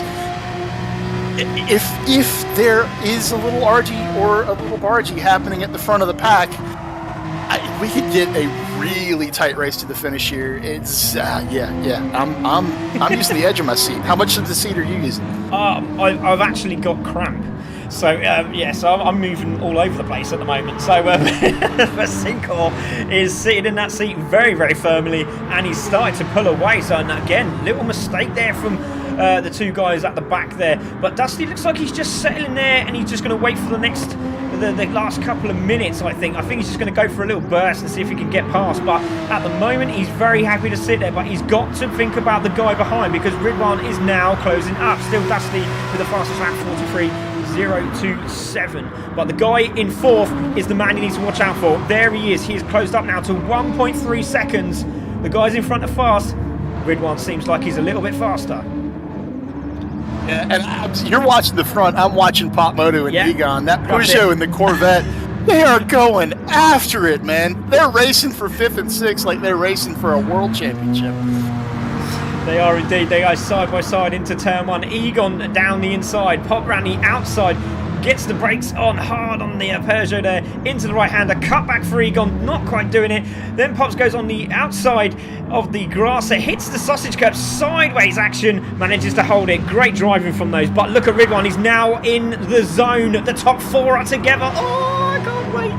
So here we go. Cinco is there in the lead. We've got Boosted Alpha in second. Dusty in third. Ridwan is there in fourth. Let's go on board with the Nissan and let's see what he can see. That's how close he is from being in the lead. Well, what a great drive at the moment. Holding 43.2s as we speak here, Sean. Not the quickest time, but it's enough to close up on these guys in front.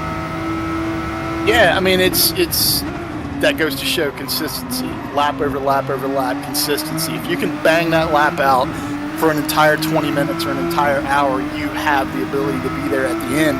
It's going to be really cool to see what happens here with a little over 8 minutes to go in Heat 3. The GTR closing in on Dusty, Boosted, and Syncor. Yeah, it's heating up, and we still have 8 minutes to go. This is nuts. It's absolutely nuts.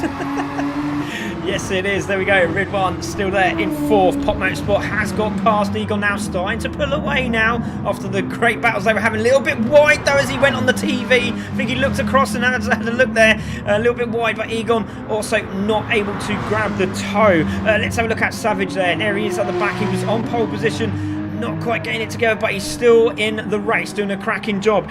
The top 4 have now spread out a little bit, I can see. There's a little bit of a gap between the 4 of them, so I wonder if the pressure's just starting to get to a couple of the guys here. So Cinco still holding the lead. There is Boosted Alpha, so they're all sort of stretched out by about 0.8 at the moment, Sean. Yeah, they're all stretched out by 0.8, and on my screen, again, one of those long camera shots showing Pop Moto and Egon still going at it. There's going to be more Corvette paint on the Peugeot and Peugeot paint on the Corvette at the end of this. They're going to swap liveries by the end of this. They are beating each other to death. Definitely. So we're looking with Dusty at the moment. He's now got to think about that guy behind him, but he's also got to concentrate on getting up with Boosted, because it's now a second from him now, and that's not going to help him at all. Ridwan is now under half a second behind Dusty. Now, is he going to have a look now? 6 minutes to go. If he's going to do it, he's got to do it now. Again, a little mistake there. Coming through the right-hander into the dip again. Lots more of the grass was Ridwan was taking. He seems to get that car dialed in. That Nissan is not an easy car to drive on here, for sure. No, not at all. It's big. It's heavy. It's all-wheel drive, but it's a big car, and it tears tires to shreds. A little tag there from Ridwan on Dusty, but Dusty's going to have the inside line. Hopefully that... Yeah, he did. He backed out. Well done to Ridwan. Backed out of that one. Let him go through. He's in the tow again. He's down the inside. Dusty knows he's there into the braking zone. Both from side by side. Dusty lets him go. Dusty lets him go. So there we go. He's going to take it. Honestly, not a horrible idea from Dusty. Over 5 minutes, just under 6 minutes actually to go. I don't want to sell this short on time. Just under 6 minutes to go. Dusty could let him go, and if Dusty can hang on that rear bumper now and basically force Ridwan into a mistake, that might not be a horrible place to be with the time that's left in this one. And Ridwan was definitely pushing the issue there. Also understanding that these are sprint races, and only the top 2 make... Oh, wow! Sorry, was that a Ridwan and tap? Dusty just tagged the back of Dusty tagged the back of Ridwan, and they're side by side again. Dusty down the inside, and is he going to get that done? No, Dusty again realised what he'd done. I think he realised he sort of just got a little bit too much on the power, just about to push the Nissan round, and he's let him go again. Let's have a look at that replay. That was sensational. Dusty into the braking zone. Did Ridwan go wider? Yeah, he did. He went wide. So Dusty had the inside line. He tried to shut the door on him, over the grass, little bit of sideways action, and Ridwan manages to get it back together. Dusty down the inside, but Ridwan is back into third, so maybe Dusty didn't do that much wrong. Don't know. I truly don't know. I couldn't get from the camera angle that I had when that incident happened. I couldn't tell whether there was a tap or not. But I will say this. This is what I do know. Syncor and Boosted Alpha are loving what's happening behind them right now. It's allowing them to get a little bit of breathing room. Boosted has about a 2-second gap between his Mercedes and Ridwan in that GTR right now, and that is exactly what you want to see building when the top 2 spots transfer and you are less than 5 minutes left in your heat race. So the top 2 are basically looking at the top 3 and 4 going, y'all keep doing what you're doing. We're liking this. Y'all keep racing. Yeah, sorry, I don't know what happened there. Pop and Egon had a massive incident on the straight. Egon went down the outside of Pop, then for some reason there's a little turn in. Egon is damaged, like he's really damaged. And yeah, big incident between the two of them, and that has really put Egon in a bad place. So we'll have to have a look at that one after the race there, Sean. So Dusty there in 4th, Ridwan in 3rd, Boosted Alpha in 2nd, 1.6 now is Syncor. He's looking very good. Again, into the pits goes Egon as I say that. But Syncor is in the lead, 1.6 second. Boosted Alpha knew this was going to be a tougher group that he's in, but he's holding 2nd at the moment. Ridwan is still there, 1.4 seconds, 3 minutes to go. Dusty's with him though. Dusty's following him. Yeah, Dusty's not going to give up that bumper. He's definitely not going to let the GTR just completely check out.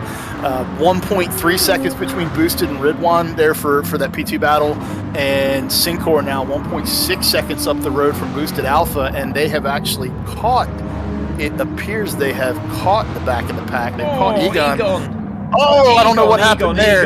Egon. I don't know what he was thinking there. He came back out on the track right in front of Dusty.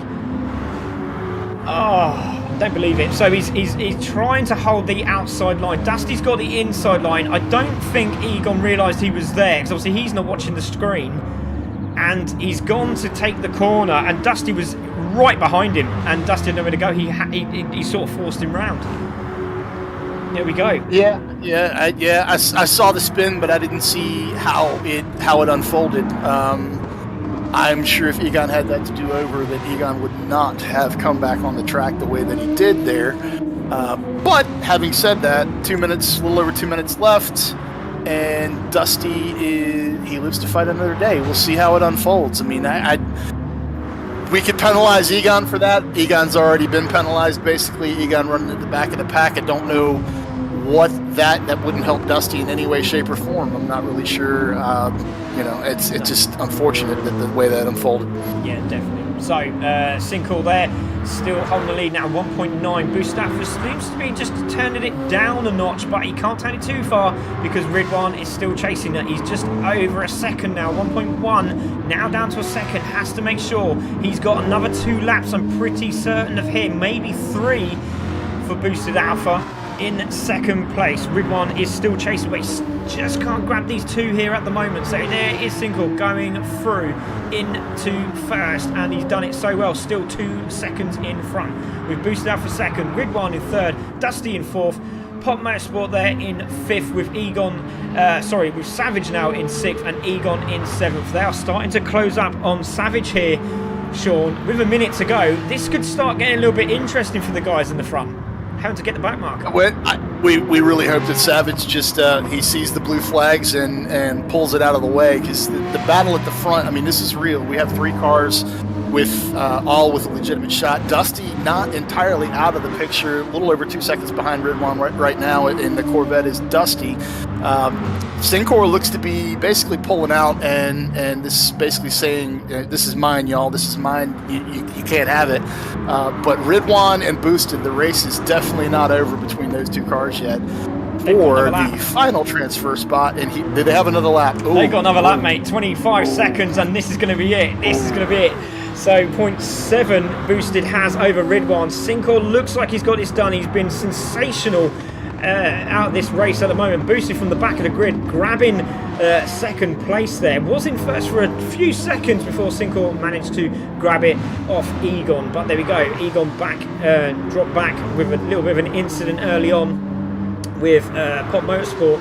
But Syncor has managed to hold it. They are on the final corner. Here goes Syncor. He's on the final corner. Luckily, they didn't manage to grab the guy at the back of the pack there, but it's Syncor who comes over the line. There he goes. He's going to cross the line, and he's going to take the win, and it will be Boosted who gets the second place and into the final. Ridwan in third with a great drive there. Dusty unfortunately got tagged and takes fourth place. Pop Motorsport will be the final driver to come round as Savage Revenge and Egon also finish their race, but Pop Motorsport will take fifth. And great driving from Syncor, who goes through to the final tomorrow with Boosted Alpha. Great drive. Yeah, it's amazing heat. Lots of action going on.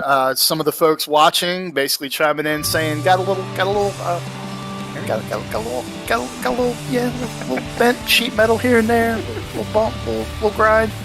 Not necessarily the cleanest of heats, but at the front, the two drivers that are moving on had a relatively clean race to get there. So no harm, no foul at the front of the grid. Syncor moving on, and Boosted Alpha bringing it home P2 in heat number 3. So they are moving on to the finals tomorrow. And if the folks in heat 3 can hang out for just a few, I will get those times logged, and we will load up for heat 4 and keep the show on the road.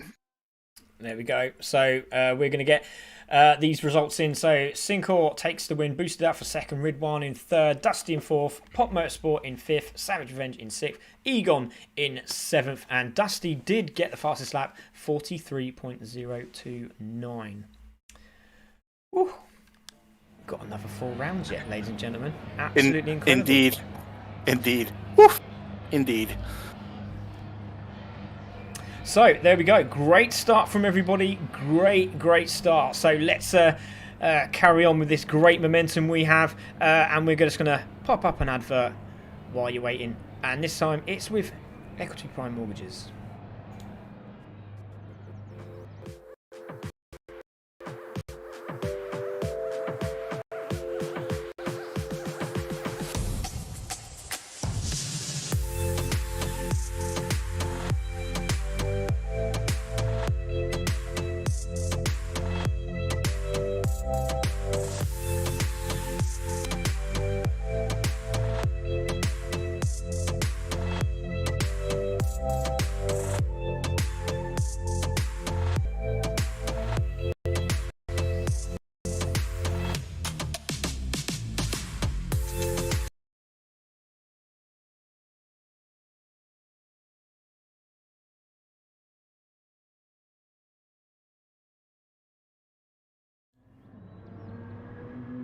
We seem to have lost the feed there for the Equity Prime Mortgages advert, so we will just patch up with the further long 4-minute ones. The EPM mission reads that we are a resource and voice for financial empowerment. The EPM vision, which is connected to the EPM way, is to continue to offer financial service, communication, and assistance to the communities we serve.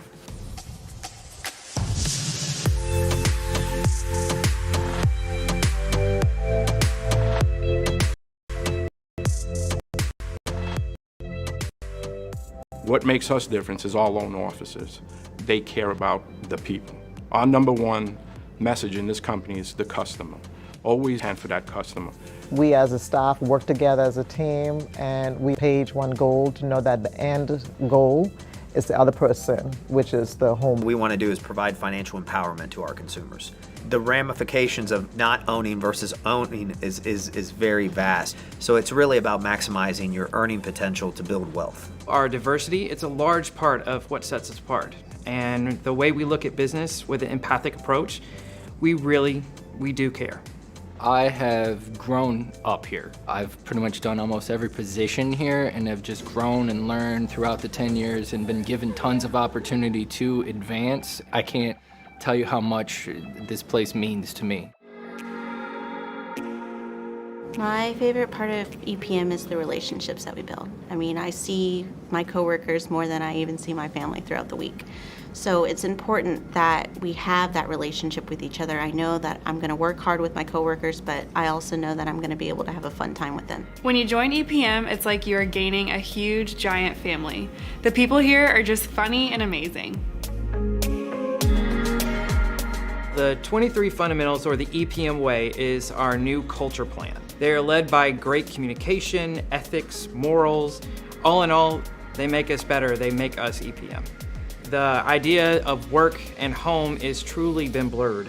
So when our culture plan was created, we wanted to transcend just being in the office. It's really about being a brotherhood, a sisterhood, but it's still all about one mission and one objective, is to make sure that we're not only leading to financial empowerment, but we're growing our communities, we're serving our communities, we're growing our individuals.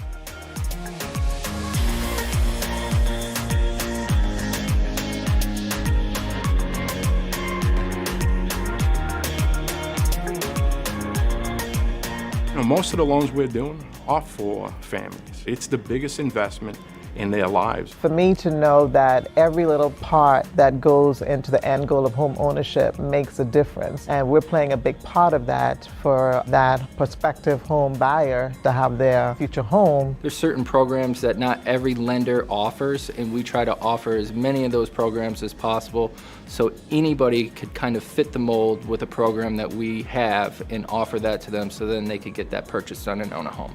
You know, the gold standard is treat somebody how you would want to be treated. I think that's the way people would want to be treated best. They want to make sure that somebody's looking out for their best interest, not yours, not the company, not the industry. So you definitely got to put yourself in their shoes and empathize and make sure you're looking and more importantly, listening very, very generously to what they're saying and what they're trying to accomplish.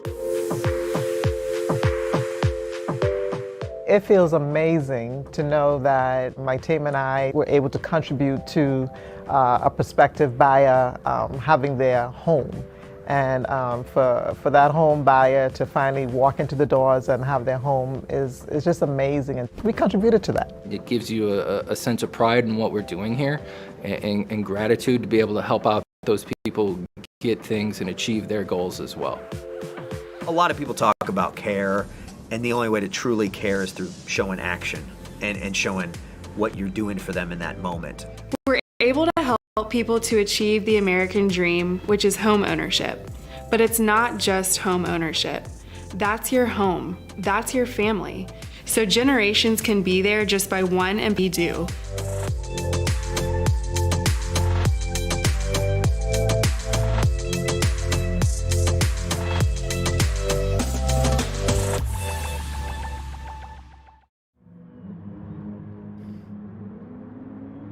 Thank you very much, everybody. Welcome back. Just waiting for Chin to ready up. As soon as we do, we will be underway. But welcome, everybody. Thank you very much for joining us. I'm just going to make sure that Chin is there at the back of the grid. Yes, he is. And we're going to get this one underway so he can stay in this grid so it doesn't break down again, because I think he's having electrical issues with big storms that are over in the UK at the moment. So let's get this one underway. And let's get this one cooking. We've got some cracking drivers out on track. Nanamij, we have Chin, we have... it looks like Chin's gone back into the pits. Hopefully he's out. He is out in time, which is very lucky. He was in the pits there. So luckily he got out in time. So here we go. Heat 4. This is going to be a cracker. Was that a last-minute car change? Like, what I don't was know. that? Yeah, I'm not too sure. So Lee on pole, Sigger in second, Legion in third, Taylor in fourth, Midge in fifth, and Chin in sixth. Watch out for the guys here. Legion obviously wanting to get into this final in a BMW this time round. Taylor as well got into the final. Watch out for him in fourth. We don't know not a lot about Sigger, but I'm pretty sure he's going to be quick. Lee there in front as well, racing for Team Brit, and he's had a really bad start at the start of this race, and it's Taylor that's going to go down the inside here of Sigger into turn one in a Dodge Viper, which is great to see. Gonna go ahead and I'm gonna do a little happy dance because the Viper's leading the race and Mopar no car. I'm sorry, I'm a commentator. I'm not supposed to pick sides, but go Viper, go Viper, Go Viper. Go Viper. Can't help it. So, a lot of love for Taylor already. So that's who Sean wants to win this race. But Taylor is in the lead. Sigga is in second. Legion going down the inside for a position into the hairpin, into the braking zone, gets it done, cut back. Oh, look at Chen down the inside. He ducks tags. Oh, he's done it again. Legion spun round again. I don't believe it. I don't believe it. It's the same again. Legion has spun out of this race. So let's have a look at that again. We're going to stay with Legion down the inside. Chin in on the brakes, goes down the inside of both of them. Has a little sneaky look down the inside. Sigga tries to do the same thing, and he just got tagged and pushed round. And Legion is at the back of this grid again. I said it again. So I said it again. Yeah, again. It looked like a Mercedes got into the right quarter on that BMW and sent Legion around. I feel absolutely terrible at this stage. We have a car off to the side. I'm not sure who that was. Looks like Butchen off to the side. And Chin is out. Chin is out. He's disconnected. He's out. So Taylor is in the lead at the moment. Lee has now managed to, I don't know how he's done it, but he's now into second place. So second goes Lee after the big spins from everybody. He's managed to benefit from dropping back all the way down into fifth, now into second. So there we go. It's Lee, it's Sigga. Taylor has literally just disappeared. So this is going to be a long one for us, ladies and gentlemen, but we will stick with it. Sigga in second. So the battle for second is all up for grabs. Nana Midge is in fourth, doing a cracking job in the Porsche for Racing Rivals. So good to see Nana out on track. Legion in fifth. Now he's going to be pushing really hard to close up on the guys in second and third. So we'll see what Legion can do from here. Plenty of time to do so, Sean. You truly never know. I mean, keep your head down. They're second and third place are not that far down the road from Legion right now, and we know Legion has pace. So, Legion, if you can hear me, it's like put your head down, get it done. Take a deep breath and just start banging out laps, mate. This is not over by any means. Yeah, Taylor has literally disappeared. We must have been looking behind him thinking, whew, I actually do pretty well in this one. So Taylor, there he goes. We are missing two fantastic drivers. Unfortunately, they haven't made it, which is a real shame because that would have been a stonking start to this race as well. But the battle for second is really high up. Lee holding him off for Team Brit there. Team E-Brit, shall I say. There he goes. Don't forget, this team is a disability team as well. So to drive in Team Brit or E-Brit, you have to have a disability. So there we go. Lee in second, doing a cracking job in the Porsche here, Sean. Absolutely. We'll see how it pans out. But like I said, Legion running P4 right now, but has P2 and 3 in the crosshairs of that BMW. We know Legion has pace. We'll see if he can get it done. We'll see if he can reel him in.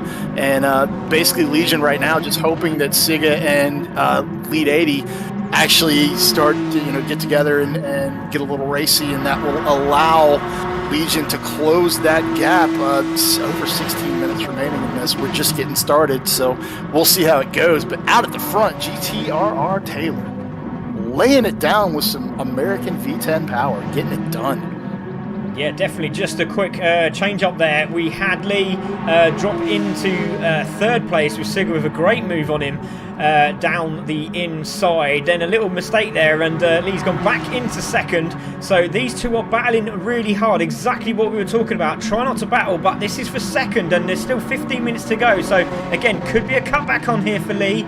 AKA the Stig, apparently. So we'll see how he gets on. But here is Legion. There he is. He's in the shot. Oh, he's skidding sideways in that BMW. He's putting the hammer down. 43 Deep flat breath. there for Taylor. He just Deep needs to breath. concentrate. Lee down the inside again from Saga gets it done. So these two are fighting. This is Legion's. He's coming back. I'm watching Legion right now. Literally, it's just Legion just picked up 5, 6, 7 tenths in one corner because Lead and Sigaraga are going at it for P2 with what I would say way too much of this race left on the table, and that's allowing Legion to close that gap down. I know Legion is in that car right now, and he's trying to find that rhythm, trying to get in that flow, and just let the BMW do what it does underneath you. Don't force it, mate. Don't force it. 3.6 second gap now between Legion and Sigga. This is not over by a long shot. No, Not over definitely by not. a long shot. Definitely not. Lee is literally defending for his life from Saga. He's managing to get away now, but Saga has been on his case. He seems to have a little bit more power down these straights, as you can see. Closing. Lee goes straight on the defensive. Sigurd goes on the outside. He's going to get the inside move again on Lee. But no, do you know what? He looks like he's decided, do you know what? While we're doing this, we're just helping the guy behind close up. So I'm going to let you do what you need to do. You go, and I'll follow. But now I just totally just don't listen to me, because Sigurd's now going down the inside. Yeah, as soon as from the commentary booth, it's easy for us to go, this is what's happening. No, it's not. It's not happening at all. And while we're talking about that, we've got chat, basically the Legion cheering section has fired up, and everybody is on Legion's side. 2.5 seconds now between Legion and P3. The BMW on a charge. Legion getting it done right now. Well over 10 minutes to go in heat number 4. We'll see whether he can get it back up to P2. He definitely has the pace. Definitely has the pace. Just got to keep it clean. If I was Legion right now, I would basically be sitting back, taking a deep breath, going, okay, how do I attack this from here? Yeah. Because he's already under 2 seconds. He's going to catch lead. He's going to catch Siga. He has the pace to be up in P2. And he might not actually have to pass Siga and lead. He might not have to pass him. They're just going to take each other out. Legion will just go. So this is not over by a long shot. Yeah, just saw Lee go down the inside of turn 1. He looked like he was going to clip the back end for, oh my gosh, this is going to be close. And then Siga must have been thinking, oh, I'm going to have a written off Mercedes AMG here. But while they do that, Sean, again, Lee down the inside. He's forced that issue. Look, he just dived down the inside of Siga. And now that's really put Legion into the contention. Look at that. Legion's right on the back of these guys. 0.7 now, Sean. I'm getting a bit too excited. Yeah, those guys, P2 and P3 right now, they truly need to stop racing, but it's all coming back to Legion right now. It's all coming back, and all Legion really has to do at this stage of the race is let these guys take themselves out. They're racing too hard for this much time left in the heat race. Knowing that P2 is your final transfer spot, take a deep breath and just keep it on the track, guys. But Legion's right there, right on the bumper. 3-car train. Yeah, definitely. There goes Siga down the inside again. Legion having a look down the inside, doesn't want to do that. Just take your time, concentrate. Lee there in 3rd now. So again, chasing down Siga. This is a great battle. This is for the final place in the top 14 of the EPM Alpha Cup. So it is going to be absolutely. Siga's gone sideways. Oh, he's managed to hold it. Well done to Lee, man. It looks like he put the foot down just to grab the front end of the Mercedes, which he done very well. And he's been pushed out wide and he's hit the wall. Oh, I don't believe it. Let's have a look at that. Oh, that was insane. Lead was trying to gather it back up. He's trying to gather it back up. His right front got into the left rear of Legion, and Legion was basically, he just held his line, and you saw Lead get spun off. There's Legion didn't do anything wrong there. It was kind of a racing incident, but also racing too hard. Like, literally calm down, take a deep breath, rein the car in. Legion's going to put it back up in P2 right now. Legion goes through to P2, claiming that final transfer spot. Like we said when it first happened, Legion got spun, but he did not let it get to him. He put his head down, he stayed calm, and now he's right back into the final if he can hold it there. I'm just going to say if he can hold it there, because it's very easy to throw it away from that position. So the chat going crazy for Legion right now. The chat is absolutely loving what they're seeing. Fantastic stuff. So here we go. Taylor in the lead. I mean, we haven't even said anything. Should we go and have a quick look? Let's go and have a quick look at Taylor. There he is, everybody. 13 seconds down the road, a 42.9 in a Dodge Viper that looks absolutely stunning. You can't go wrong there, Sean, can you? That's what happens when you have over 500 cubic inches of American V10. Sorry, I'll leave it at that. Yeah, we like that. Yes, that's fine.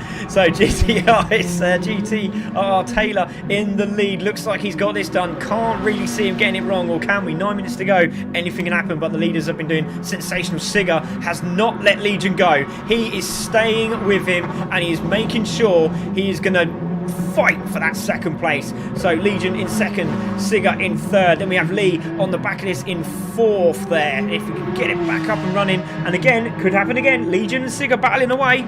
Could bring Lee back into this.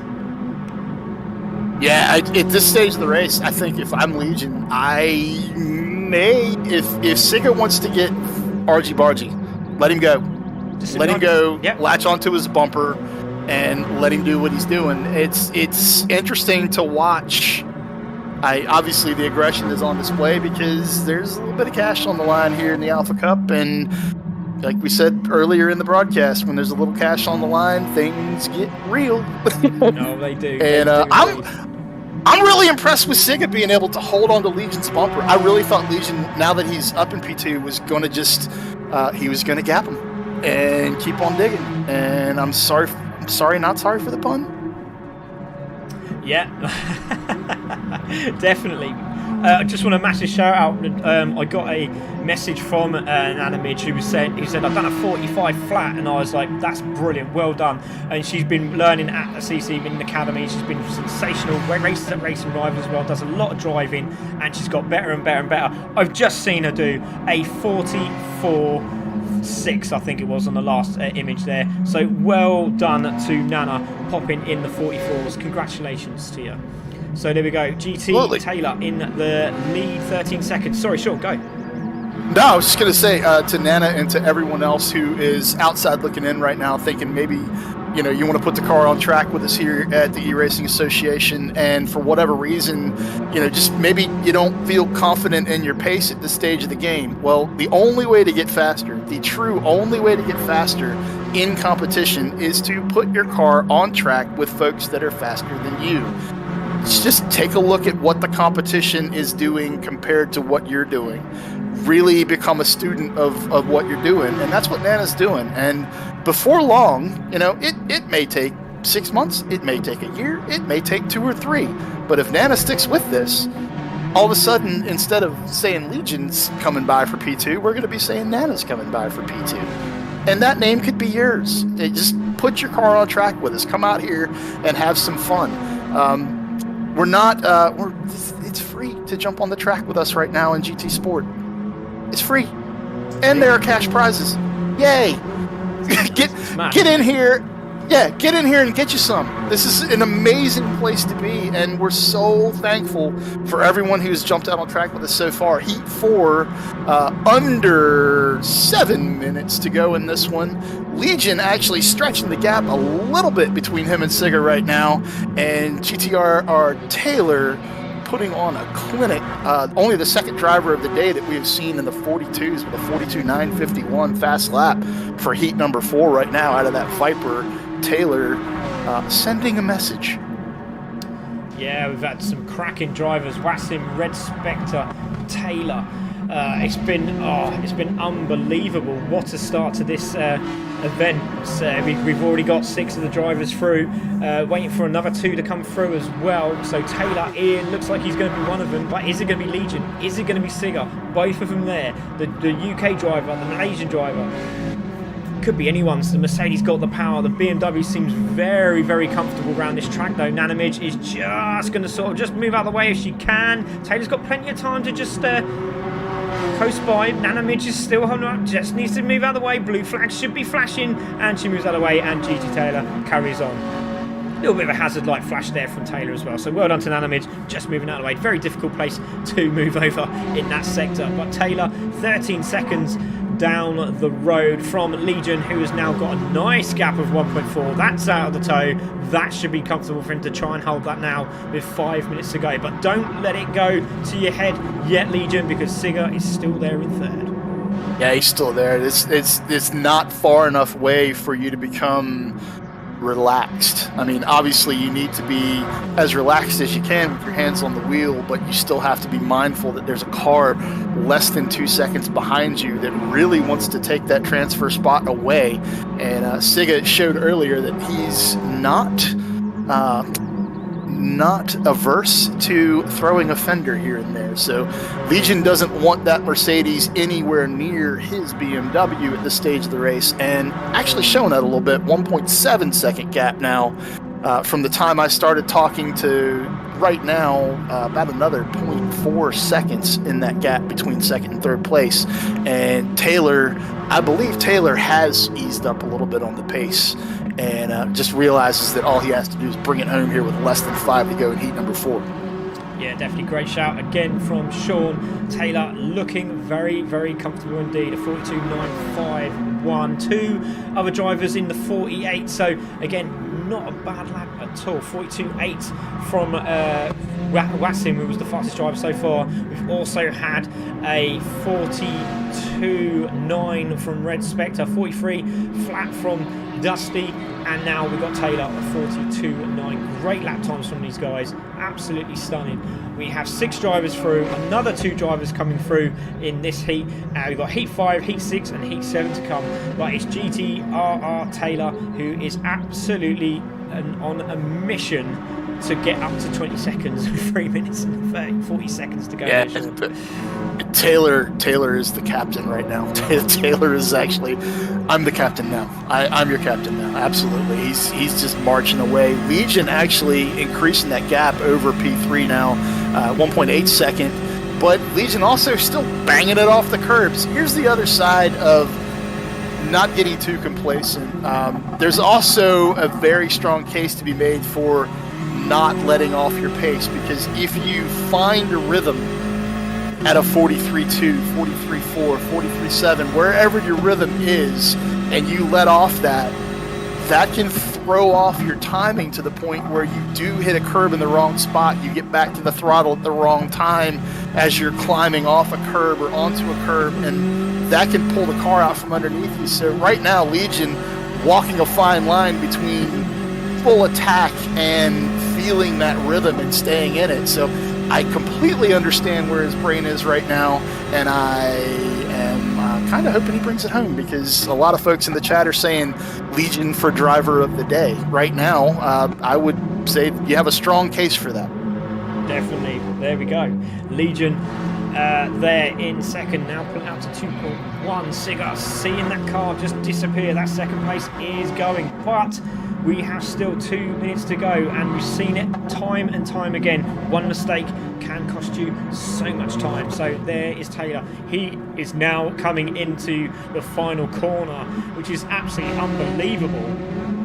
14.630 seconds in front is this beautiful Dodge Viper. Now again, great choice of car as well, because this is a car that is quite quick at the big tracks. So again, St. Croix B is going to be one intense race for Taylor in that Dodge Viper, so we'll see what he can do. Again, great choice. Good to see a bit of variation on track as well here, Sean. Yeah, absolutely. I love seeing the stuff that you just don't expect to see on track with other GT3 cars, basically. It's, just seeing marks that you never get a chance to see on a real world track. It makes this more exciting. And we've got Nana Midge getting out of the way of Legion right now. No, she hasn't. Well, she tried to. She tried to. But yeah. Then it's dropped down. The other side of this, there are certain places where you just can't get off the line, and it is the passing driver's responsibility to make the pass clean. Yeah. I don't think Nana really did the wrong thing there. She held her line, and it sucks when you when you run up behind someone like that. That is a back marker. There's certain places where you can't move, man. And I think that was done about as good as it could have been done.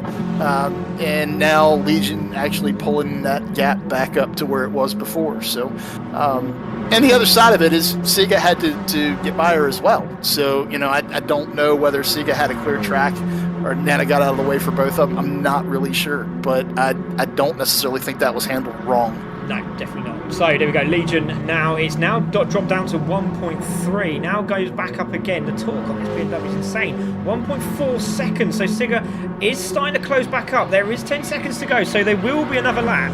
I think Taylor's going to get another 2 laps here, because he's on that. No, this will be Taylor's final lap as well. 10 seconds to go. So we're going to stay with the leader. I do want to look at second and third, because they're very, very close together now. But here is Taylor. He's not put a foot wrong. 16 seconds down the road. Definitely putting his name out there.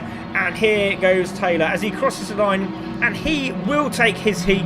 There he goes, he crossed the line, and he's another one through to the final. Congratulations to Taylor. Now, Legion, has he done it? He looks like he has 1.2. Legion comes round. We see that Lee has also crossed the line, so well done to Lee for finishing the race. Not feeling too great himself, but there we go. Legion is going to go over the line. What a sensational drive, and well done, sir. Take a bow. He takes second place from Sigga in third, who had a great drive, with Lee in fourth, and Nana Midge is going to cross the line in fifth. And well done to Nana for finishing the race. Congratulations to all 5 drivers, Taylor and Legion, through to the final.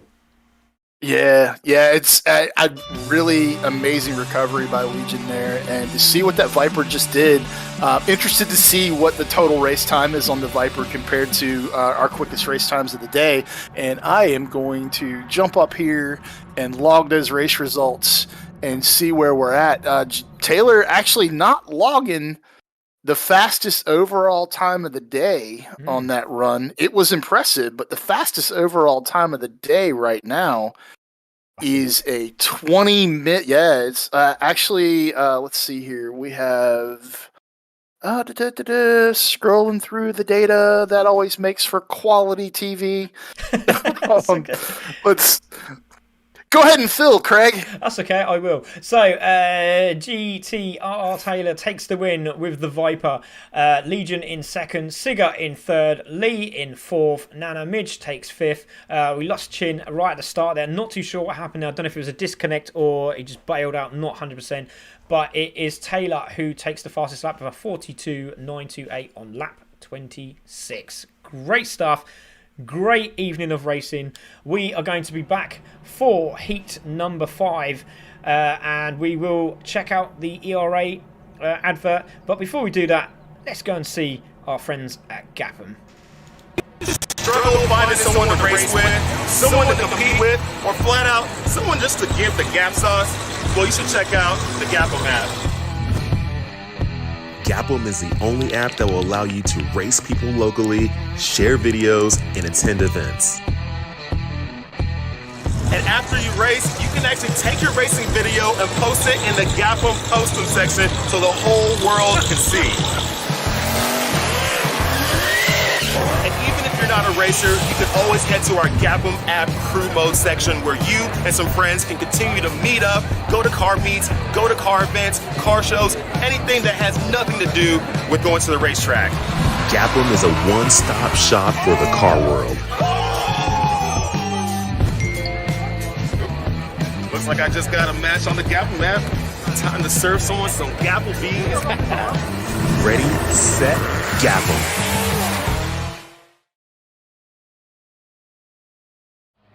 So there we go. Thank you to Gapham for also joining us here at the Equity Prime Mortgages Alpha Cup round 2. Sorry, should I say? We are on Heat 5. Getting all my numbers mixed up now. Blah blah blah blah blah. We are on Heat 5. This is going to be an absolute epic one. There is some big names in this race. We have Tabron, who was third in the series in the last race round. Sorry, should I say, in the championship. He is third. So watch out for Tabron. And I can see, is that a Peugeot or is that an Alfa Romeo on track? This is interesting. So Tabron is there. Jedi obviously is Sean Yoder. We've got Chrism also there, the Scotsman. He's out on track. I'm wondering what he's going to be driving. We've got Gear Kayla from Racing Rivals also there. We've got GTR Cole, who's racing also. And we have Roses. Tabron has left the room, so hopefully he'll be back shortly, trying to get him in. Sam Wildney has also just joined us. This is a big race. This one is Heat 5. Top 2 go through. Andy is unavailable. We have Roses there, Gear Kayla, Chrism, Prezio Dog. We have Carl, we have Wildney and Tabron. So big names in this race. And then Heat 6 and Heat 7 just get really intense. We've got some big names in that one as well. So we will be ready to get this one underway. Just waiting for these drivers to come in and get sorted out. Some people are struggling to get into the room. There is Chrism, there is Tabron. Hopefully they'll get in very quickly. My dog's squeaking his toy, and we'll hopefully grab that off him in a second. Yeah. Okay.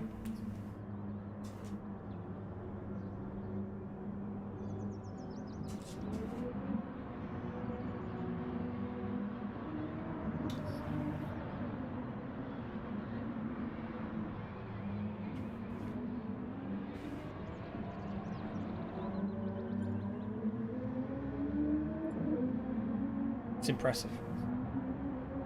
Very.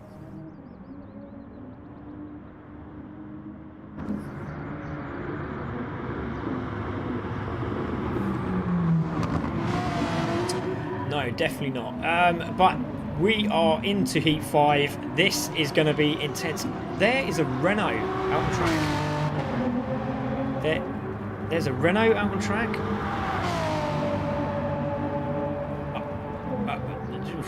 I've never seen the Renault GT3 car. Is that Vision? I don't even know myself. Is that Vision or is it not? I'm not 100% sure myself. I'm pretty sure that this gentleman here was supposed to be in the last race. He was supposed to be in the last race. So ERD, he was supposed to be in the last race. So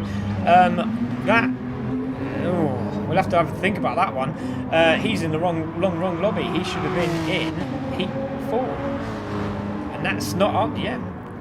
Yeah.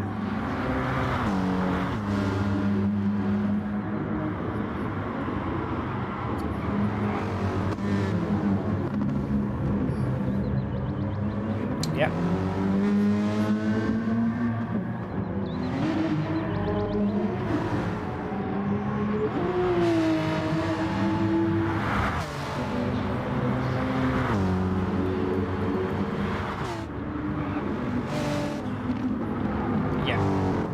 Okay, so there we go. Heat 5, it is for him. We are going to give you another advert. This time it is from the ERA event, which is going to be obviously our event, but this will be for the final on Sunday. So check us out.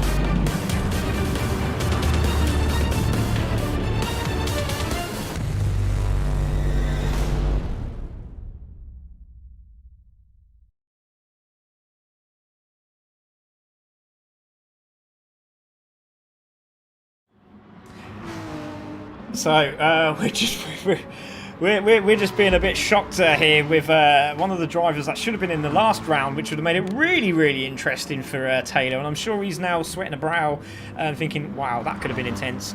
And also Legion. But there we go. We are back. We are here for Heat 5. He's starting from the back of the grid, and that is ERD Iqbal there. So we'll see what he can do. Rose is on pole. And we're going to get this one underway. Tabron, the racer who came third in the last Alpha Cup, is at the back of the grid, so watch out for him from the start. Great drivers there, a lot from CC Sim, there's a couple from Racing Rivals, and Ted Tracks Racing, GT Realms crew are there as well. It's going to be really, really intense. Really looking forward to this. Let's get this one underway, Sean. Absolutely. Hopefully, folks can hear me in comms. I hope they can. I'm jumping back and forth between channels, and I'm doing all kinds of different stuff here today. Craig's nailing down what's going on in the booth, and we have a Renault on the grid, Craig, that is showing insane pace and starting from the back. He got here late and missed Heat 4, so we put him at the back of Heat 5. And wow, in practice for Heat 5, showing some 42s right out of the chute, and that means that Bite the Roses sitting at the front of this, Kayla, Chrism, Presidio Dog, all of them looking at the back of the grid, and Iqbal going, wow, Renault showing crazy pace. No one uses that car, Craig, and why don't they use it? Obviously, it's capable. Yeah, definitely. So we go into the start of this race. It's the Roses who takes the lead with Presidio Dog in second gear, Kayla in third in the Mercedes. There is Chrism in fourth in the Porsche, and he's going with the original Porsche. Great to see Tabron already into fifth. He means business at the back there. Watch out for ERD. Iqbal, he is there in sixth. He was the fastest guy on the track, but I think there's a couple of people that have just hidden their talents, because Tabron down the inside goes for fourth. He means business. He's already starting. There's an from somebody. Looks like they've all got through, but Tabron has got the outside line. Chrism on the inside. Gear Kayla tried down the inside of Presidio Dog, didn't get that done, and Gear Kayla is there. Wilding on the back of this pack as well. All to play for. Tabron running outside, trying to hold that line. He does so, and Tabron's on an absolute mission. He's already after Gear Kayla, trying to go around the outside of turn 2. Wow! Bite the Roses coming out the gate. Bite the Roses with a 48.775. If I am not mistaken, I believe that is way beyond. It's not a 49. That's a 48. So there we go. Gear Kayla looking down the inside of Presidio Dog. Again, Tabron looking for that outside line on Gear Kayla, not getting it done. Chrism's still there. This is a great start to the race. Look at this. The top 6 all together. Iqbal just on the back of Chrism now. So are we going to see a position change? Presidio Dog is now being challenged by Gear Kayla down the inside. Be it AMG versus AMG. And look at Tabron down the inside of Gear Kayla. Great move. Really thought about that one. Look at Iqbal as well. He's gone down the inside. Could get Gear Kayla as well. Gear Kayla shuts the door firmly. God. Wow.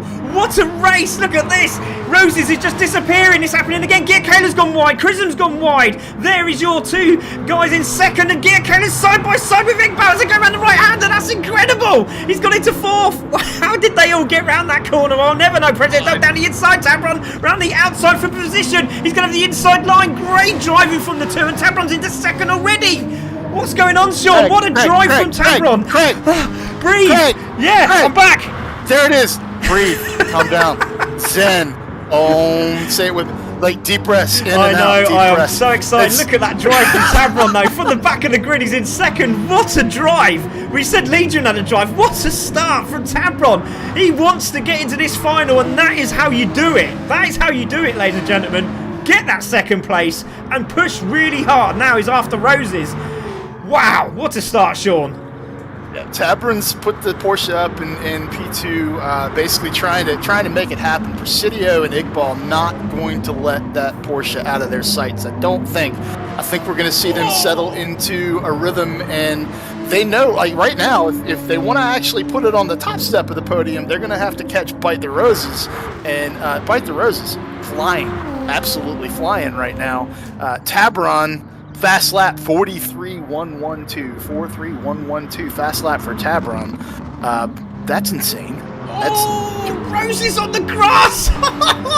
Sorry, Roses was literally cutting the roses as he went through the grass there. He's literally putting the hammer down, and Tabron is just chasing him down, but Roses trying to use everything in his path.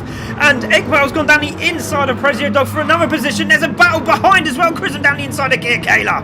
Wow, what a start. Wildney went spinning off, and GT Cole has had an incident, and he's driving very, very slowly at the back of the pack at the moment. But again, President Dog down the inside of Iqbal, and it looks like Iqbal's going to hold the inside line, and Renault's gone round. Oh, no, he's managed to hold it. Wow, what a race this is. Did he spin it? Nearly. Did not spin it. Nearly managed to get it back together, and he's still there in fourth. President Dog's now got a bit of a gap. Those two are fighting very aggressively, but Roses and Tabron now pulling away from the two in third and fourth.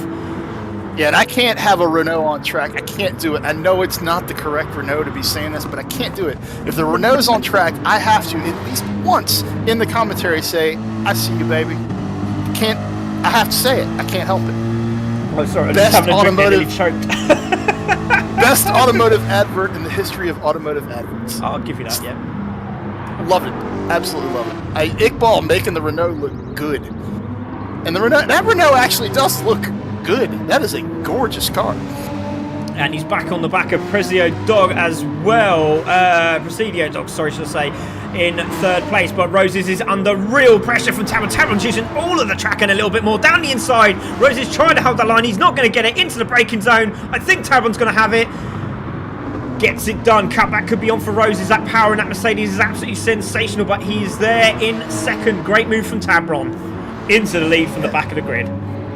Tabron got it down to a 42.956, putting it in the 42s in the Porsche. Tabron basically one of our top three finishers from the first round of the Alpha Cup, sliding the Porsche, trying to stay out in front of that other German Mark right now. Bite the Rose is not wanting to let him go. Iqbal for third. Iqbal up in third. Are you kidding me? Are you kidding? He spun, he come back, he's on the attack, and he's gone into third. Great move there from Iqbal again into third. Done it in turn two. It looks like a little mistake here for President. Yeah, he did. Little bit of mistake. I don't know if he got a little bit of a nudge there, not too sure. But he looked like he got it back together, and Iqbal has now gone into third spot. Well done, sir. He's on the chase now. Presidio Dog is still there in fourth. And on his case, I'll try to get both out at the same time, is Gia Kayla and Chrism, and they're having a great little battle as well in fifth and sixth respectively. Gia Kayla winning that one at the moment with another Porsche there in sixth spot. So great to see. Wildney still holding firm in the Nissan. Had a little bit of a spin, getting himself back together. Carl also back on track and putting in some times. Yeah, I'm quite confident the top five right now.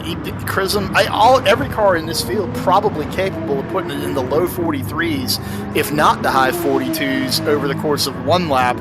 It's all going to come down to how consistent can you be over the full length of this heat. Heat 5, less than 14 to go in Heat 5. Tabron running P1, Bite the Roses P2, Iqbal P3. Tabron coming right back with a 42.878 fastest lap. Wow, yeah, that's the fastest lap of the day as well. 42.878. We're watching that fast lap. The fast lap is basically trading every lap right now. This is like a qualifying session that we're watching right now. But it's a heat race. It's actually a qualifying race. The top two move on to the main event tomorrow. So if you think these are amazing, imagine the top two from each heat that we've had right now all fighting for those top three spots, and the money tomorrow it's going to be insane. It's going to be absolutely insane, and that's the way we like it here at the Heat Racing Association. Is it wicked? Yes, it is. Look at this. Chrism down the inside. He's gone down the outside. Oh, nearly got it done there. Chrism was down the inside. He went round the outside, then tucked in again, trying to get the outside line. Gia Kayla is holding firm in that Mercedes, but Chrism looks very, very quick indeed. That's a beautiful looking Mercedes, sponsored by AutoCare as well for racing rivals. But there we go. Gia Kayla holding the defensive line again. Chrism round the outside. We'll take a look at the leaders in a moment, but this is a great battle here for 5th and 6th. So again, cutback could be on here for Chrism. Gets the power down early. Gia Kayla trying to get away from this Porsche. Very interesting lineup here with the Mercedes and Porsche, and well, it's Mercedes, Porsche, Corvette and BMW seem to be the ones. And Gia Chrism having a look down the inside of Gia Kayla, not doing it there either. But again, these two are really battling away. That little tap there on Gia Kayla sideways in the Mercedes, and Chrism just backs off. This is unbelievable. Good racing all the way around. The top 6 cars, with almost 10 minutes gone in heat number 5, the top 6 cars still all within 10 seconds of each other on track. So no one is really completely running away from this one like we've seen in a couple of the other heats. Chrism doing everything he can to get that Porsche, but he's got it. Past Giacchela, I think he's got it done. What a great drive there. That was brilliant. A little bit of door-to-door contact there, but I mean, it's GT racing on a really tight course, and Giacchela throws it right back down the inside, going down to the turn one. Oh yeah, just nudges him. Chrism is holding that inside line. The Scotsman is there. Yellow flag, yellow flag, yellow flag. Who's that for? Who is that for? We have to have a look. Who is that for? Now, I'm hoping it's not one of the top drivers. Let's have a look.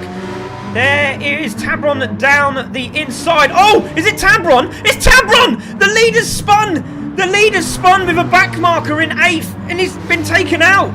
Oh, I don't believe it. The frustration from Tabron. Oh, he's not happy at all. He really isn't happy. Cole was there. Tabron tried to get around the outside, got tagged, spun Tabron round, and now he's in 3rd, and he's got it all to do again. Roses is back in the lead with Iqbal in 2nd now. Has he got damage? That's what we need to know. If I can get the damage. Yeah, he's got aero damage and front suspension. Oh, that's going to be an absolute nightmare for him. Now, can he do it now? This will be driver of the day if he can do it. He's in trouble. Yeah, if Tabron's car is hurt, it's just he's not going to be able to catch Iqbal. Iqbal's got too much pace. If Tabron's car is indeed really hurt, especially the only thing that's going to help him out right now is we do not have tire wear and fuel consumption on for these heat races, and so if he does have some front end damage, at least he's not going to completely chew his tires up as a result of that scrub, which could help him out. Presidio Dog has been tagged by Chrism. Chrism's got down the inside. He looks like he's backed off a little bit. There's a great battle for 4th, 5th and 6th. So really struggling to get past the back marker here, Sean. But these three are having a great battle now. Presidio Dog was miles in front. Now he's under pressure from Chrism for 4th. Now around the outside. This Porsche is looking very feisty at the moment from the Scotsman. Our back markers need to be doing a little better job seeing what's coming in their mirrors. I mean, I'm not saying drive in your mirror the whole time, but we really need to be cognizant of those blue flags and, not twitch offline, but get offline when you can safely and let those cars come through. We really definitely need to see that. Yeah, definitely. So, looks like he's gone into the pits. So, Cole into the pits now. There is Roses. There is ERD. Iqbal there in 2nd place. Tabron in 3rd. Presidio Dog, is in 4th place with Chrism in 5th gear. Kayla in 6th. Wildney in 7th. So again, very, very intense stuff from all these drivers. Still on the lead lap. He's coming back out again, is Cole. So we're hoping that he's going to be able to see the leader because he's going to be coming around. He's a couple of turns in front, but Roses won't want the same thing happening to him. No, absolutely not. It's absolutely not, and we're definitely we're going to have to address that going forward. Unfortunately, right now it just unfortunately is what it is, and there's no way that we can penalize someone that's running in last. Where are we going to put them at this stage of the game? And duly noted, and race marshalling will happen more aggressively going forward, and we'll see whether Tabron can actually close that gap. Yeah, very unfortunate for Tabron, leading the race, pulling away, now dropping into 3rd after that incident, but we'll see what he can do from there. But Presidio Dog is there in 4th. I'm really struggling with that name, I'm just going to call him Dog. So Dog is there in 4th, Chrism in 5th gear, Kayla in 6th, with Wildney still there in 7th. Doing a good job, Wildney. He's sort of closed these guys back up again, which is really good news for him. But it's Roses in the lead with Iqbal in 2nd, closing him down now under a 2nd here, Sean. This could be a big battle. This could really help out Tabron as well. Here, absolutely. If these guys get together and start racing for P1, it's definitely going to help Tabron. And in the chat here in Facebook, Callum Mitchinson says that might want to check the replay. He thinks that Tabron may have gotten on the curb and gone around. So we'll definitely take a look at that. Appreciate you bringing that up. Yeah, cheers, buddy. Yeah, I do. Yeah, you're right. Yeah, he did hit the sausage curb. He did. But I'm just GT Realm was even saying that Tab hit the sausage curb. Yeah, so I'm just wondering if that the actual the car that was being lapped may have benefited in that incident, but I'm not too sure. We will have a look here. But thank you everyone for the comments. We appreciate that. Yeah, much appreciated. We can only see so much at any given time, so really appreciate you chiming in. Yeah, thank you very much, guys. Keep your messages coming in. We love it. Absolutely love it. Even when we're wrong, we love it. So there we go. Absolutely. Roses is in the lead. Iqbal is on a mission. He is closed him back up. 42.878 from Tabron is the time to beat at the moment. Obviously, you don't have to beat it, but we just like seeing it. It's great. Look at that, 42.8. I said there would be a 42.8 today. There it is. Fantastic stuff. Roses in the lead. Iqbal in second. Tabron in third. Again, Roses going very, very wide. Feels the pressure now. 0.6. Let's go on board with Roses. And there is that Renault. That's sensational. I'm really pleased to see a Renault out on track, though, I must admit. Yeah, we all see you, baby. And there's no way we can't see you, because, I mean, running in P2 right now in heat number 5, there's no way you're not going to get some camera time. Love the livery on that car, too. It's a really spectacular drive from Iqbal coming from the back up to P2. And whoever is responsible for painting that, golf clap. So let's go on board with Iqbal now. Here he is. He is in second place at the moment, looking very, very smooth indeed in that car. And he is all over the back of Roses. We are on the bonnet cam of this car, and he is closing him up. He is drawing him. I'm so impressed with the speed of this car in a straight line. Look at that down the inside. Has a look. Roses is grinding the wall to get this car to turn in. He's using everything. It's absolutely fantastic. At this stage of the race, we're below 5 minutes. They have a 6-second gap between themselves and Tabron. Tabron had a tap of the wall or something.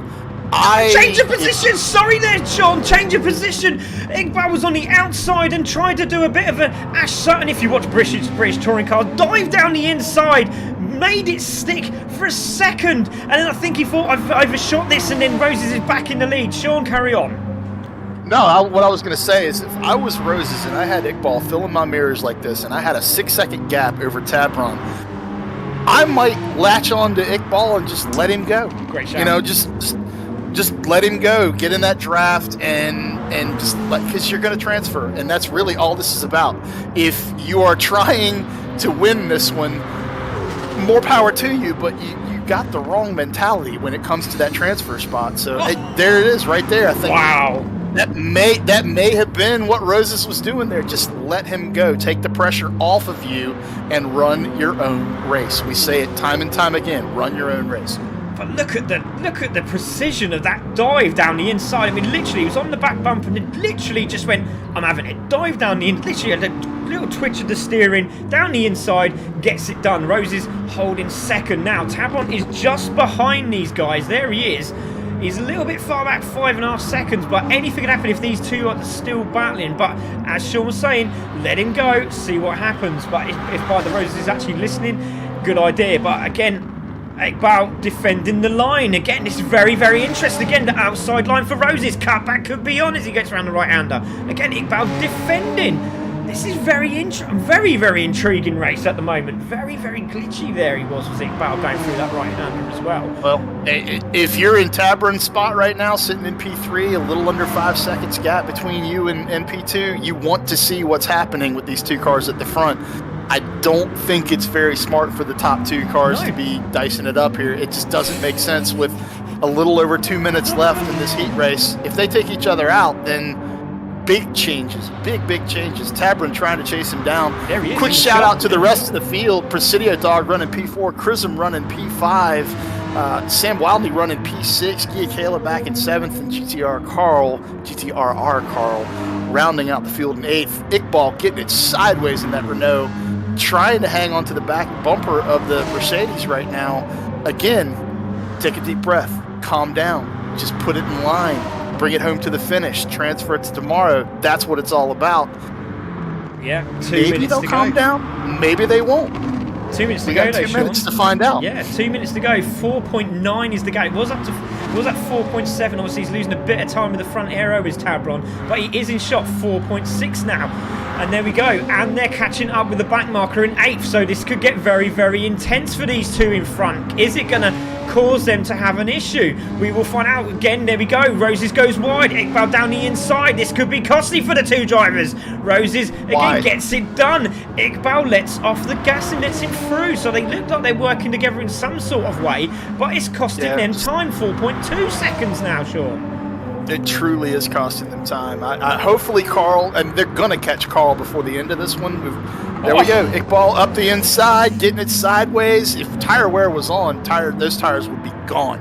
Those tires would be absolutely gone. So tomorrow, that type of driving is going to cost you. Today, still could cost you. If the car comes out from under you, not good at all.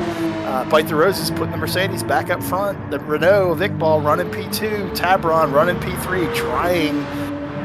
He's got it down to 3.3 seconds, but he is running out of time. We're under a minute. So that running side by side is definitely costing first and second place track position, but I don't think we have enough time in this one for Tabron to become a factor again. Yeah, I mean, he done it in the final in the last race, managed to get that point across, got that third spot. But again, these two are still battling. It's absolutely unreal. 25 seconds to go. Now, what are they going to do? Maybe they're just... Look, Tabron is closing in. Cole has backed off. Well done to Cole, just pulling over to the side of the road there. These two are still fighting. This could go down to the wire. Let's have a look. Tabron now, 3.7. He's doing everything he can to get back into this race. But again, these two are still fighting, and they want the win. One of them wants to win this race. They truly do want the win. They do. They truly want the win, and it could cost them both the transfer. That's what I don't understand. There's a mentality for going, like, if this was tomorrow and this was the final, absolutely send it. You're on your last lap or two. Send it. Get it done. Gia Kayla, I think, slowed down trying to get the checkered. Did he get the checkered there? No, Roses goes over the line, takes the win. Iqbal takes second. Tabron will take third. Gia Kayla has gone past. Cole also has gone past. Prezio Dog goes over the line and he takes fourth position. Wildney will take a splendid fifth. So Chrism had a little bit of an issue there somewhere. There goes Chrism. He's obviously had an incident. There is a yellow flag for a spin from Wildney, but Chrism goes over the line. There he goes in sixth spot. So he had a bit of an issue there. But it will be Roses and Iqbal who go through to the final tomorrow. Looking forward to seeing both of those cars out there tomorrow. Yeah, absolutely crazy race. Absolutely crazy race. A couple things we're going to address in the drivers' meeting regarding back markers, but overall, like the chat's saying right now, overall, I mean, you have to deal with that. You have to be able to deal with the back markers. You have to have the situational awareness to know that you're coming up on a back marker and that things might not be going all that well for them. And it's just, there's so many different things that you have to keep in mind when you're running these. Now, granted, this is a qualifier. Possibly back markers should, if you're a lap down, possibly we should. I don't know whether we should pull them in or not. That's a conversation for another day. Right now, congratulations to Bite the Roses, bringing it home P1. Iqbal bringing it home P2 from the back of the grid in that Renault. For a car that no one ever uses, you made it look really good, sir. You made it look really good. But there we go. And with that battling, look at the total time, 20 minutes and 22 seconds. That's incredible. So just goes to show, you battle away, you're right down the back of the packet. So that could have been a totally different ball game if those two had a bit of an incident. But there we go. Great run from both Roses and Iqbal, and unfortunate for Tabron there in that race. But there we go. Results are in. Roses first. There we go. Iqbal in second. Tabron third. Prezzo Dog in fourth. Wildney fifth. Chrism in sixth. Gia Kayla in seventh. And Cole takes eighth spot. Fastest lap of the day is Tabron with a 42.878. And what a drive from the start of the race. Just unfortunate it didn't come together at the end. We are going to have another break. We're going to try and get these guys in as quick as possible. But we are going to have a little chat with our friends here at EPM. The EPM mission reads that we are a resource and voice for financial empowerment.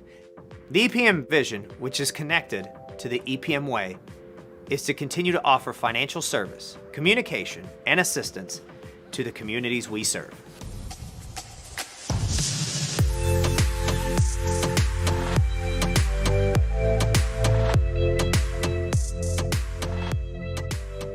What makes us different is our loan officers. They care about the people.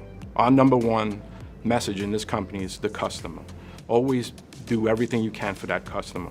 We as a staff work together as a team, and we also on one page, one goal, to know that the end goal It's the other person, which is the home buyer. The big thing that we want to do is provide financial empowerment to our consumers. The ramifications of not owning versus owning is very vast. So it's really about maximizing your earning potential to build wealth. Our diversity, it's a large part of what sets us apart. And the way we look at business with an empathic approach, we do care.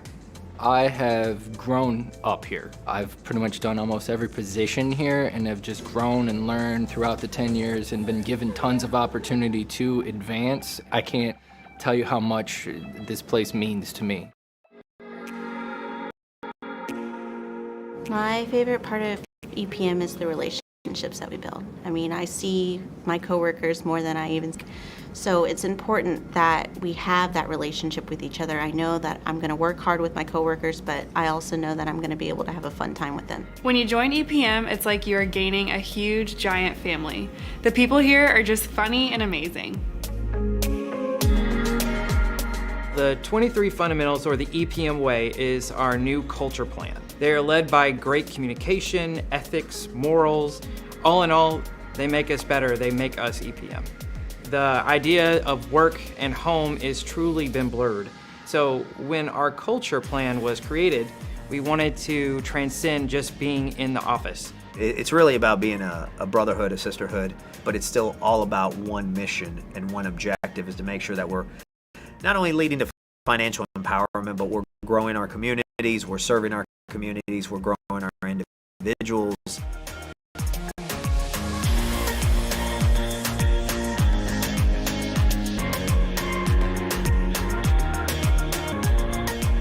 You know, most of the loans we're doing are for families. It's the biggest investment in their lives. For every little part that goes into the end goal of home ownership makes a difference. And we're playing a big part of that for that prospective home buyer to have their future home. There's certain programs that not every lender offers, and we try to offer as many of those programs as possible so anybody could kind of fit the mold with a program that we have and offer that to them so then they could get that purchase done and own a home. You know, the gold standard is treat somebody how you would want to be treated. I think that's the way people would want to be treated best. They want to make sure that somebody's looking out for their best interest, not yours, not the company, not the industry. So you definitely got to put yourself in their shoes and empathize and make sure you're looking and more importantly, listening very, very generously to what they're saying and what they're trying to accomplish.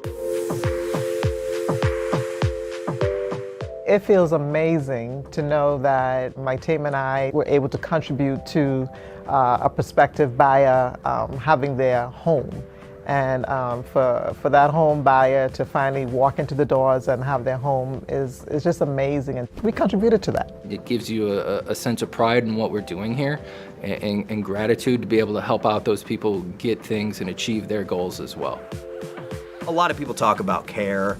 And the only way to truly care is through showing action and showing what you're doing for them in that moment. We're able to help people to achieve the American dream, which is home ownership. But it's not just home ownership. That's your home. That's your family. So generations can be there just by one impactful movement that we do.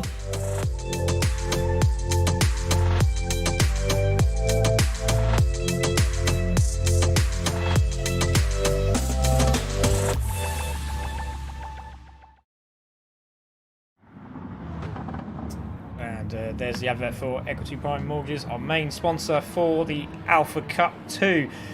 We are here ready for Heat 6. We're just waiting for Sean to arrive. Once he does, there he is, he's back, everybody. We are ready to go then. So Christian Vine's out there. Let's just take a look at the car so you can see who we are looking out for today. So Christian Vine, this is going to be an insane race, an absolutely insane race. We have Polar second in the champion in the race from the first Alpha Cup. We have Ace Ryu, who was the champion of the first Alpha Cup. We have Ace Akai, who was fourth. Christian Vines, who was also in the last Alpha Cup. It's going to be absolutely insane.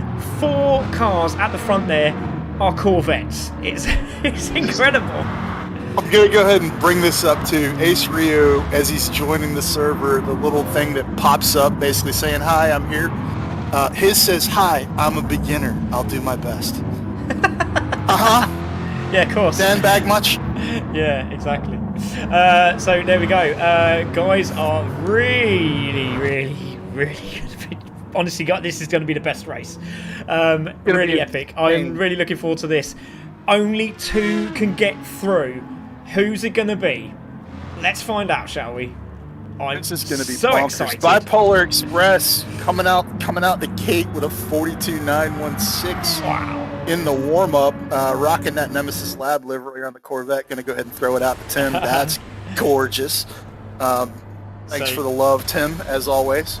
Let's do a rundown of this heat. So here we go. It is Christian Vines on pole position. Ryu in second. Magic Man in third. Polar in fourth. Asa Kai in 5th, Mario 6th, Jip in 7th, and Leon takes out that 8. Here we go, ladies and gentlemen. Are you ready to be blown away with some incredible race drivers on track here? He has gone for the BMW. Asa Kai has gone for the BMW, which is probably a good idea. We're going to wait for these lights to go green any moment now. Great start from Ace Ryu. We didn't expect anything less. And Jip's had an absolute blinder from the back of the grid in 5th. There he goes. He's in 5th. Into turn 1 we go. It's Christian Vines who takes the lead. Ace Ryu in 2nd. It's Polar who takes 3rd, who's just snuck down the inside of Magic Man, who's gone very, very wide there. Jip is in 4th, getting that Aston Martin all sideways. Mario's now dropped into 5th, and Magic Man is dropped all the way down to 6th with Asa Kai and Leon on the back foot here. So it's this Christian Vines into 1st, Ace Ryu in 2nd, Polar into 3rd. What a great start. Everyone still through the first few corners here, Sean. Absolute parade of American muscle out front here. Americans showing some V8 sports car prowess, and Hines holding on to P1 right now. Ace Ryu running P2, Bipolar Express running P3, Corvette 1, 2, 3 right behind him. Jip already finding P4 in the Aston. Yeah, this is going to be bonkers. Did Bipolar just get a little bit of bumper from Jip? He did get a little bit of bumper from Jip, and that's put him right out down the back there, back into 4th. Mario Coelho, who said himself, I don't think I'll do very well in this race, is now into 3rd in the Lexus. So great stuff. Polar really needs to chase him down. So Christian Vines is in 2nd. Down the inside. Jip again. Down the inside of all of them. It's an argy-bargy. Look at this. Polar's going sideways. He's managed to get it all together. But all these guys at the back here are just having incident reports coming out to all of them. Jip's at the back. Leon has now jumped into 6th. Mario in 4th. Polar's back into 3rd. Wow, what a start to this race. And we've only just started. We've still got another 18 minutes, ladies and gentlemen. Oh, it's all argy-bargy into the back end of Polar. He goes. There's Leon, but manages to get it tapped in under Jip. Great move there from Leon in the Beetle. Brilliant stuff. Going to be 20 minutes of insanity. 18 minutes to go in heat number 6 here. Top 2 transfer. And Bipolar sitting in that P3 spot. He is the first one out of the running right now. Plenty of time left. We'll see how this one shakes out. Back to you, Craig. Oh, sorry, I just want to say, what a move from Leon. I got a hold of, they're 3 abreast as they come down the long straight here. Penalty for Jip, side by side. There's 3 of them. A Beetle, a BMW and a Lexus. Who would have thought it? Leon into 5th. He had 4th. He took 4 cars on the final corner. And now he's been pushed back a little bit, but Mario has got the inside line. He's got 5th. Oh, he's gone sideways. Leon's managed to hold it. He's got the inside line. He's hit the sausage curb and he's gone wide as Mario, sorry. He's managed to get it back together. Magic Man off on the curbs as well. This is real argy-bargy out there at the moment. Oh, Magic Man's got down the inside. Great move there. Wow. Let's take a look at that replay. And let's have a look at Leon down the inside. He's there in 6th position. Watch this, ladies and gentlemen. In the Beetle. How did he do it? He just went for it. Mario, Asa Kai down the inside. Thank you very much. In the Beetle. Job done. Leon into 4th there. Great stuff. You silly? I'm just going to send it. This is gonna send it. Gaps opened up. Ace Ryu, we knew he was going to do well, and we thought this was going to happen. Ace Ryu into the lead, 1.6 seconds in front of Vinesy, who is in 2nd there and doing a cracking job. Polar in 3rd, chasing down the fastest man on the track at the moment, 42.948, Ace Ryu. So not the fastest car on the track, but fastest car on the track, but not the fastest day in the heat so far. But we'll see how he gets on. Asa Kai now in 4th, now got away from the big argy-bargy battles behind. Jip in 5th, Magic Man in 6th, Mario in 7th with Leon just behind him, all on the same straight. Great to see, Sean. Back to you, sir. Absolutely crazy running all the way through the field here. The top three right now, they're pulling away a little bit, showing what that Corvette is capable of here today. Will that Corvette be as strong tomorrow as we're seeing it in the qualifiers? Don't know. Sure, everyone here has done some testing. They probably know what's going on with that car. Why else would you choose it? Ace Rio, though, actually pulling away from Vines in P2 and Bipolar in P3 right now. No one can actually make the excuse that Rio's car is better than the cars in P2 and P3 because it's the same car. It's the same car. Maybe the yellow paint does give you an extra 10 brake. I don't know. It's honestly what it is on Rio's car right now. It's Bibendum. Bibendum is getting it done for him right now. He's got Bibendum magic on his side. Wow. Sorry, I'm just going to change the note there. Bipolar's done a 42.799. Fastest man on track at the moment, and he's absolutely flying. He's on the back of Christian Vines as he comes into the final corner. Looking for the wide line, looking for the cutback, power down early. Looks like he's going to get this done. He's in the toe. Here we go. Under pressure is Mr. Christian Vines. Bipolar looking for the charge already. He's going round the outside. Can he get that done? Into the braking zone. He's looking for the inside line as he comes into that corner. Bipolar going for the inside line. Gets it done. Wow. Into second goes Bipolar. What an incredible move there on Vines. Brilliant. That is lap after lap after lap of practice and knowing that you can make that pass on the outside there. That was an impressive move. Go ahead on with your bad self, Bipolar. So, on the charge goes Vines. He's not giving up. He's down the inside of Polar. This is brilliant side-by-side action for second. But this could bring Akai back into this. He is there in 4th place. Another driver that was in the finals from last time round in the Alpha Cup. And what a sensational driver it is. So the top 4 at the moment, all were in the last Alpha Cup. And they're all fighting for it. Polar getting back into second. But he's having a real hard time because Christian Vines is having none of it at the moment. And Ace Ryu is just disappearing down the road. But it's Ace Ryu, Polar, Vinesy, Akai, Jip, Mario, Magic Man, and Leon. Great stuff. Vines picking up a little bit too much dirt going on the outside of those corners on track out there.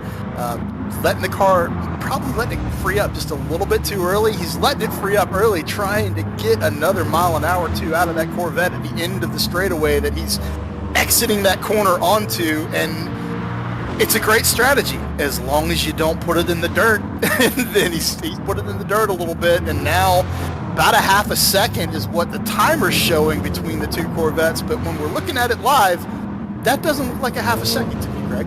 No, it doesn't look like that at all. I'm just watching Ace Akai. He seems to be grabbing a couple of tenths here and there. It's now down to 2.6.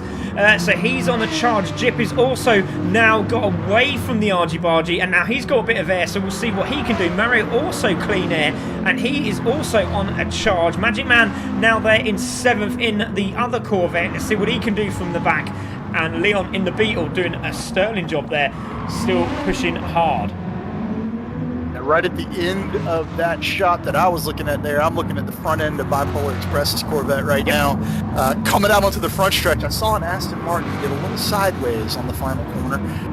And speaking of sideways, Vines out in the dirt again. Vines is actually over his head right now. He's driving a little too aggressively. Pull it back, find that rhythm again. He's going to need to do that with over 10 minutes left in this heat. Top 2 moves on. We'll see how it shakes out. But right now, it looks like Bipolar has got the measure of Vines at this stage of heat number 6. Yeah, just watching Jip there in 5th place doing a cracking job. He's now Jip Racing, which is awesome. So there he goes in the Aston Martin. There is Mario in 6th place. Magic Man on the back of this as well, chasing hard.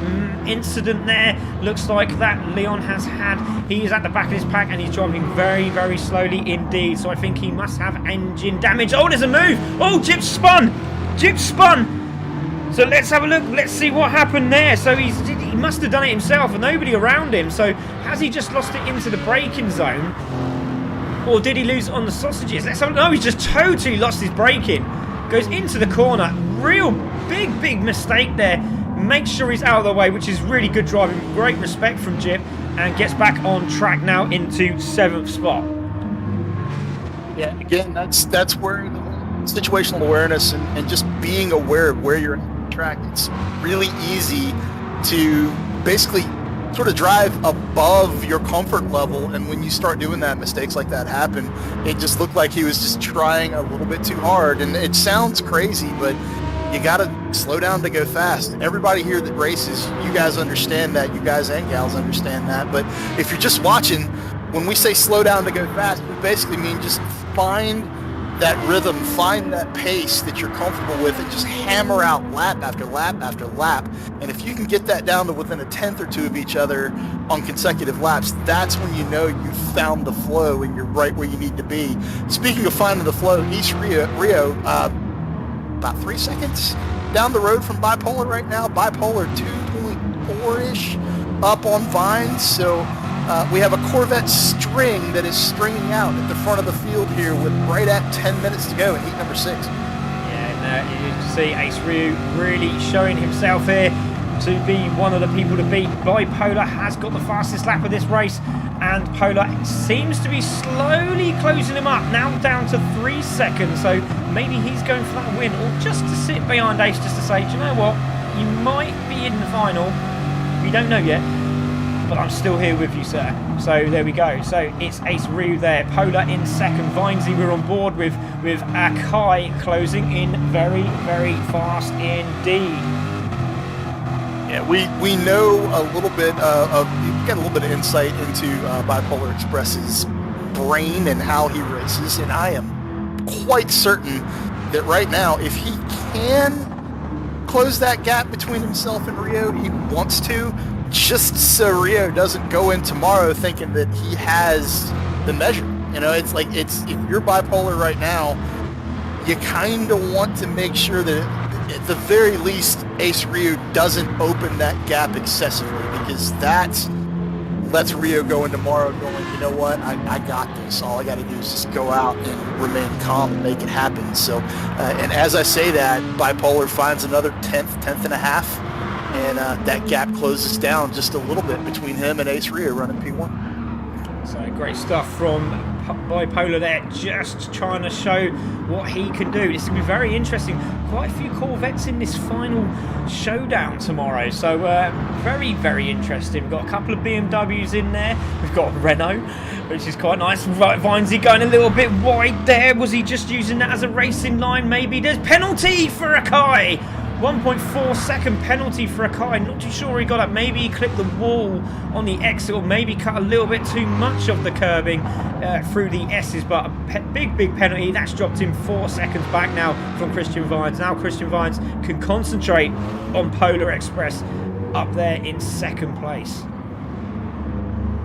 Yeah, this is, I don't know. Are we going to see? What are your thoughts on it, Craig? Are we going to see Bipolar close that gap even more? Do you think Ace is out front cruising? What do you think the strategies are at play right now? What's going on in your brain when you're looking at what's going on track? Well, if he's a clever boy, which we know he is, he's a very bright person, he will get close, make some time up, and just sit behind him. I don't feel he'll try to attack or go for him. I just think he wants to make sure that he gets second place, but also, like you're saying, make sure that Ace Ryu knows that, look, it's not just your race. You ain't going out to win this final. You know, Wassim got a cracking lap in that Corvette as well. Another guy you got to watch out for. Red Spectre, we know, is very, very quick and has been throughout the series at CC Sim. Legion coming back from the incident into second place. You know, again, you know, we've seen it all happen today. It's been absolutely phenomenal. Some of these drivers that have come through already are guys that, some of them I don't know of, but Ace Ryu, and I'm going to tell you this, he actually messaged me and said, these guys are quick, I'm worried. So, and if Ace Ryu's worried, we should all be getting very, very excited for the final tomorrow. Speaking of keeping your head, Bipolar with a big wiggle there, getting a little bit too much dirt under that Corvette's tires, and a big wiggle, and doesn't lose any time. So keep doing what you're doing. Supermax chiming in the chat right now. Ace and Bipolar, both smart drivers. He thinks they'll just manage the gap to third right now and bring it home, which I believe that Supermax is probably correct in that. and Supermex also making the final tomorrow. So Supermex hanging out, basically assessing the competition and trying to figure out a little more strategy as we go into tomorrow's race. Heat 6 here, well into Heat 6, about 5-ish, a little over 5 minutes left in Heat number 6. And we only have Heat 7 to go, and then we're going to wrap it up, and then we'll tabulate and calculate and put the top 14 together and let everybody know who has made it to the final round of Alpha Cup number 2, brought to you by Equity Prime Mortgage. Nicely said, sir. And there we go. Coming up to the 5-minute marker here with Ace Ryu 2.5 now, so it's slowly coming down. I mean, Ace Ryu is not letting this go. 43 flat. So obviously he's a very, very, he calculates these races every time. He's done, he won the championship in the Endurance GT1 the other week, which is fantastic for him. Congratulations. And he gets dialed in. He knows what he needs to do. He knows the times he has to get. He makes sure he does it. He does it again and again, week in, week out. And again, he's at the front of this, making sure he's holding it. And like Supermex has said, they're just sort of dialing in each other. Again, lost a bit of time there, 2.4. Maybe I'm wrong, and maybe Supermex, you are wrong. Maybe we're just wrong. Maybe he does want to win. 4 minutes to go. Wrong. I think we're wrong. I think Polar's going for the win. He's having none of it. Look at him go. I don't know what movie that you're reminding me of right now, but I'm hearing a movie in my head. Try to figure it out. I think you're wrong. I'm not sure what it is. It's definitely British. It's very, very British. Well, it wouldn't be Mr. Bean, so I'm not trying to... But yeah, he's there he goes. Akai now closing up. He was 4 seconds down the road, now bringing it back to 2.3. This guy is on an absolute mission. Take a bow, Akai. What can he do? Can he grab 3rd place? And that would be sensational from the back there, getting that penalty. Mario holding 5th. He'll be very, very pleased. Yes, he's not at the front, but I'm sure he'll be pretty pleased because he was having his doubts about today. There you go, take a bow. 5th place at this moment in time. Magic Man trying to close the gap up in the Corvette. Jip also trying to chase down Magic Man, and Leon obviously just a little bit behind, coming in late into the entries. Really was looking forward to this. Got in, and he's there in 8th, and he's still pushing hard. Great to see him race on the track. Great to see him on track. Great to see everyone that's put a car on track with us today. Congratulations for just putting it on track, coming out, having some fun, and seeing where you stack up. I mean, this is truly how you get better. I know I've said it before in this broadcast, and I will say it to the end of time. The only way to get faster is to put your car on track with folks that you know are faster than you. If you can put someone in your car with the same setup, see what they're doing, see where they're gaining time on you, take a look at driving styles compared to yours, it all adds up in the end. 3 minutes to go in heat number 6. Ace Ryu and Bipolar right now, both of them, they have about a 10-second total gap, I think, between themselves and P3 right now. Maybe about 10 seconds, 8 or 9 seconds. So they are in a really comfortable position right now. Vine's keeping his head down, just trying to run as quick as he can, hoping that Ryu and Bipolar actually get together and start racing, but I don't think this is going to happen. And as I say that, Vines and Akai actually come into frame, and it looks like we have a battle for 3rd and 4th. We do. 2 minutes 20 seconds to go, and Ace Akai has closed right up on Mr. Vines here. So very, very interesting. I don't know what he's done differently, but he's really putting that BMW in a great spot here with the Corvette in 3rd. Again, Vine's not doing anything wrong. He just seems to be a bit under pressure when he sees that car behind him. I think he's just taking his eye off the ball a little bit. But Ace Akai is going for 3rd, and he's pushing hard. Great little race here. Absolutely. I mean, there is talent throughout this entire field. There's definitely talent throughout this entire field. It's awesome to see how hard everyone's pushing. It's awesome to see how badly everybody wants to make it into the final round, because we're doing things, like I said earlier, we're doing things a little different here at the E-Racing Association. We've got some cash on the line tomorrow. We're going to make someone's Christmas a little better tomorrow with giving out that $1,000 worth of cash to the top 3. So it's awesome to see how that affects people's mindset. And right now, Ace Akai closing in on Vines, basically wanting to say the BMW is better than the Corvette. So let's see what happens. Trying to go around the outside, That's not going to happen. There's no... No. Nice, and Vine's got a good line there. He takes a lot of grass on the exit. Seems to have a good little run through there. And again, Isakai getting that back end of that BMW. A little bit squirrely. But again, Vinesy very lucky. We're on board with Akai at the moment. He's getting right behind Vine. Now this could, if he gets this right, he'll be in the tow, and that'll be overtaken surely round the outside, possibly, because I'm sure Vinesy's going to go defensive here as we look him on board. So there we go, wide line. Vinesy Bipolar coming across the line here with less than a minute to go. So let's see here. Rio P1 right now. Bipolar P2. They're not going to be challenged at all. Might as well hop on board with Rio here for the last lap of this one and let him bring it home, because he has basically led from start to finish. Yeah, this is great stuff. Just looking at the Vinesy Akai battle, it's still a bit tense. We can see that Ace Ryu is coming on long straight. We will grab him in a moment. Ace Akai makes a mistake. Vinesy looks like he's got this done. So here is Ace Ryu as he comes around the final corner. There he is, the champion of the first one. He's now in the final of the second one. Leon's totally missed the start-finish straight as he handbrake turns the car. But Ace Ryu goes over the line and takes the win. Bipolar will take second, so those two are both back into the final again for the Alpha Cup 2 on Sunday. But it's going to be Christian Vines who's going to take it from Akai, which he would take third place from Akai in fourth. Mario's going to be very, very happy with his fifth place. Over the line he goes. Congratulations to Mario. Well done, sir. Magic Man over the line he goes into sixth, and Jip will take seventh, and Leon in eighth. But it's Ace Akai, your champion from first Alpha Cup, now into Alpha Cup 2 final on Sunday with Bipolar. Great drive. Absolutely amazing drive. Incredibly exciting heat number 6 for the first 10 minutes. After that, everyone took a deep breath, settled down, and actually just brought it home. Just really solid heat overall. And Ace and Bipolar back in the final for the second round of our Alpha Cup. I'm going to hop over and start logging times. If you were in heat 6, don't leave.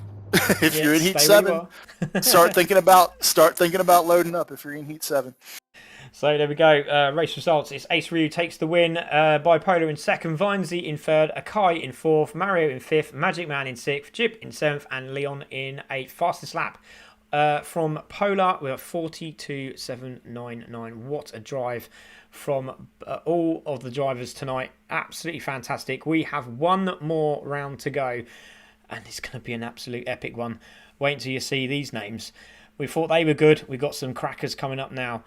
So thank you very much to all the drivers. We're going to have a quick break again, and this time it's going to be from our friends at Redlist.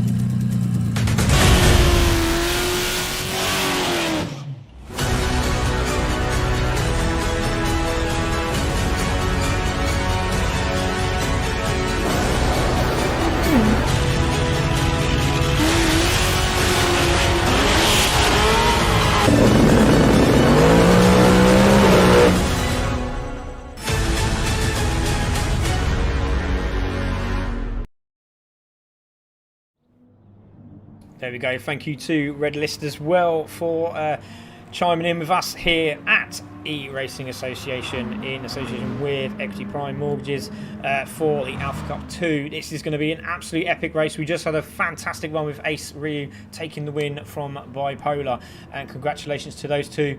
This is going to be an epic final. I cannot wait. These drivers all doing 42s, low 43s.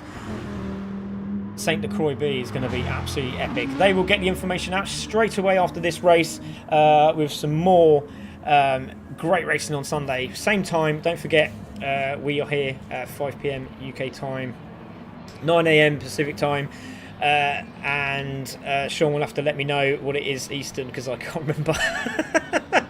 I'm from the other side, you see. But there we go. We'll get that through to you shortly. But drivers are getting ready. Looks like everyone is in. We have got a few that are missing, which I'm very, very surprised considering we had them in the chat. Oh, there's Kwame. He's just turned up, which is great, and he's got a brilliantly deep voice as well. But while we're waiting for these guys to ready up as soon as possible, we're going to tell you more about the ERA event and what's going on Sunday.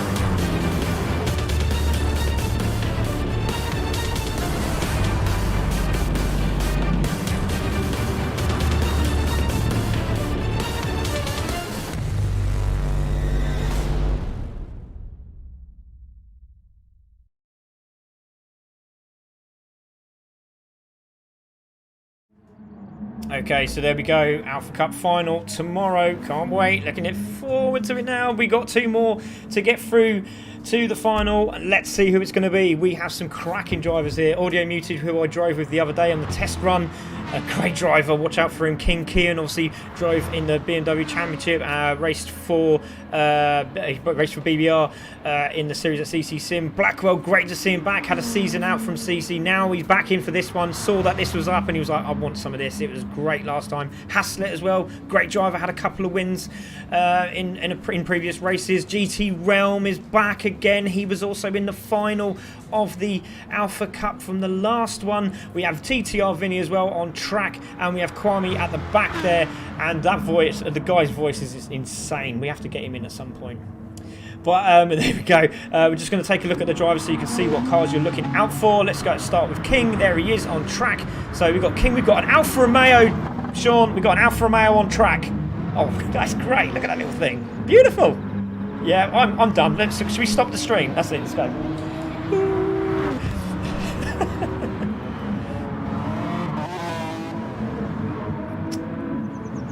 I'm sorry, but I just seen a McLaren. I've just seen a McLaren. Oh, there's a McLaren F1 out there as well. We've got 2 Dodge Vipers out on track, and we got a McLaren F1. Look at it. We got the McLaren F1 is on track. This is in play. And again, thinking about tomorrow, it's a fast car in a straight line. That thing is a weapon. So we'll see what is going to happen. We got we got again GT Realm, same as Taylor, same car, Dodge Viper. Very, very quick driver as well. This is going to be absolutely epic. Should we just get started? I think we should. Out of the mothballs. It's a legend. but it's also a relic. It's like, yeah, I know exactly. I know what you're saying. It's going to be, it's unreal. But do you know what? This is the final race. Really looking forward to it. There's some big names here. Let's see who's going to be the last two. Are we ready, Sean? Of course we are. I'm born ready. Here we go. So 5 seconds to go. 3, 2, 1. And we're going to have a rundown of this final heat 7 of the Alpha Cup. What a great evening of racing we've had. On pole position is... Oh, who's that on pole position? It is Audio Muted, King Kian, Blackwell, Haslett, GT Realm, Vinny and Kwame is there in 7th. Here we go, ladies and gentlemen. We have had a sensational evening of racing. Let's keep the sensational going. Watch out for the McLaren as it lights up the tyres. Watch out for the Dodge Vipers at the back because they're so fast. We're waiting for this light to go green. Great stuff from everybody. Yeah, there we go. He has on the outside and he's going to get it done. Look at this. He's on the outside into the braking zone. King going very, very wide there, but it's Blackwell into the lead with King Kieran taking second in the Corvette. Oh, he's been nudged wide. There's a bit of argy-bargy from the cars at the back, but it's Haslett in second. It's King in second. Now it's Haslett in third. And then we got a wide Audio Muted in the back there as well. We got GT Realm and Vinny on the back foot now. So it's Blackwell in the McLaren who takes the lead, and he's got a big lead already, a second in front as we come into the final corner. When's the last time any commentator anywhere on the planet Earth got to say these words? A McLaren P1 leading the pack in the final heat race. Go ahead and get it done, Blackwell. That is epic to see. Corvette right behind him in P2, piloted by King Kian. Haslett right behind him in an Aston Martin. Just craziness, chaos, dogs and cats living together. Mass hysteria. GT. Oh, it's a bit of an incident. Oh, there's a big incident at the back. A big incident at the back. What happened there? Let's take a quick look at it. GT Realm down the inside of Audio Muted. It looks like Kwame got tagged. Or did he? Or did he just lose the back end? He's gone down the inside. Audio Muted tried to get the inside line. Kwame's tagged GT Realm and GT Realm has spun round. Oh my days. What a start to this race. At the back now, GT Realm in 7th while these guys are battling. It's still Blacker on the lead, but King is on a charge and closing him down very quickly. Another Corvette in the final. Surely not, Sean. It's quite possible. We're going to have half a field of Corvettes tomorrow. It's quite possible. But right now, all my attention is focused on hot pink at the front of the field. Mario Coelho in chat saying P1 is 20 years old. Yeah, it's 20 years old. Here, wow. we can BOP it here. You can bring it out of the mothballs and go full send with it. And that's what makes this so awesome. I'm absolutely loving this. I'm getting as excited as you, Craig. That's not my job. I know, yeah. Where's the oxygen? I need to calm down. Yeah, you have the oxygen. I do, actually. Yeah, fantastic. I really do. So Blackwell coming out, and literally he's actually come out of the dust as well. It's like a book. You open the book and you go, it's like a relic. So, but he's there in first, King in second. That's all he has to do. Haslett is in third. Then we have Vinny now in fourth. Vinny in the Alfa Romeo is in fourth. That's fantastic! I'll take have a look at this! Beautiful looking car. 1.7 liters of thunder. it's just the tiniest thing ever, but it weighs about the same as your cell phone and has all the downforce in the world. So, yeah, it handles like a slot car, and it looks absolutely gorgeous. It's Italian, it's proper. There we go. King putting Blackwell under real pressure in. Look at look at this. King is actually pushing Blackwell away. He's actually pushing him forward. So he's actually trying to help him get away from the guys. And that's actually good thinking from King. Very, very good thinking. Get away from the pack. Then concentrate on the second and first. You're through. King's flashing Blackwell to say, look, come on, mate. Let's work together. Let's get through. He wants a final. He wants to get through. Good stage of the race with this much time left. If King has the pace, and I'm Blackwell, I'm letting King go. I'm just, fine, take it, go. I mean, it's nice to have that car in between you and the rest of the field as sort of a buffer, but at the same time, I mean, we're over 15 minutes to go in the final heat here of qualifying, and Blackwell right now making a 20-plus-year-old McLaren look incredibly good, which you don't have to work too hard to make it look good because it's stunning. It is weird though when we're watching that car coming straight at us to see him in the center of the car. It's so cool. It's so cool. It is brilliant. I'm on board with we're all on board with Vinny at the moment in the Alfa Romeo, chasing down two Aston Martins. Whoever thought that would happen? But it's fantastic. He's right on the back of them. He's going to take a wide line here. He might get the cutback on both these Aston Martins and gets the power down. He's trying to get the power down. He's got a good run out of the corner, but these Aston Martins are very, very quick in a straight line. And Audio Muted is doing a cracking job in third. Hassett trying to go down the inside into the braking zone. Is he going to get that done? He has a look. Oh, Audio Mode just gives him a little touch there. Vinny is looking very, very feisty. Needs to get past these cars quite quickly as he sees the leaders getting away. Vinny's like, go ahead, do what you're doing. Go ahead and do what you're doing. Take each other out. That's exactly what I need. Don't let the little Alfa Romeo fool you. That is a very, very, very quick car. Weighs nothing. Obviously, full carbon fiber tub. Epic little car. I've driven those cars on racetracks and around autocrosses in anger multiple times. Obviously, not the GT version, but just the street car version. Yeah, down the inside. Little car. Epic little car. It looks great, and he's down in the inside into fourth place goes Vinny in the Alfa Romeo. Now chasing down Audio Mo. Hassett goes down the inside of Vinny. Is he going to get that done? He gives him a little bit of a room there. Not a lot, to be fair, but they are still battling away. Let's have a look at the leaders. Still nose to tail at the moment. Gapping them is what Blackwell and King are doing. So another shout out to Gapping there. It's a great logo, that is. I love it. So there we go. It's the perfect name, and they've come to the right place as a sponsor, because we get to actually say the name multiple times, and it's applicable.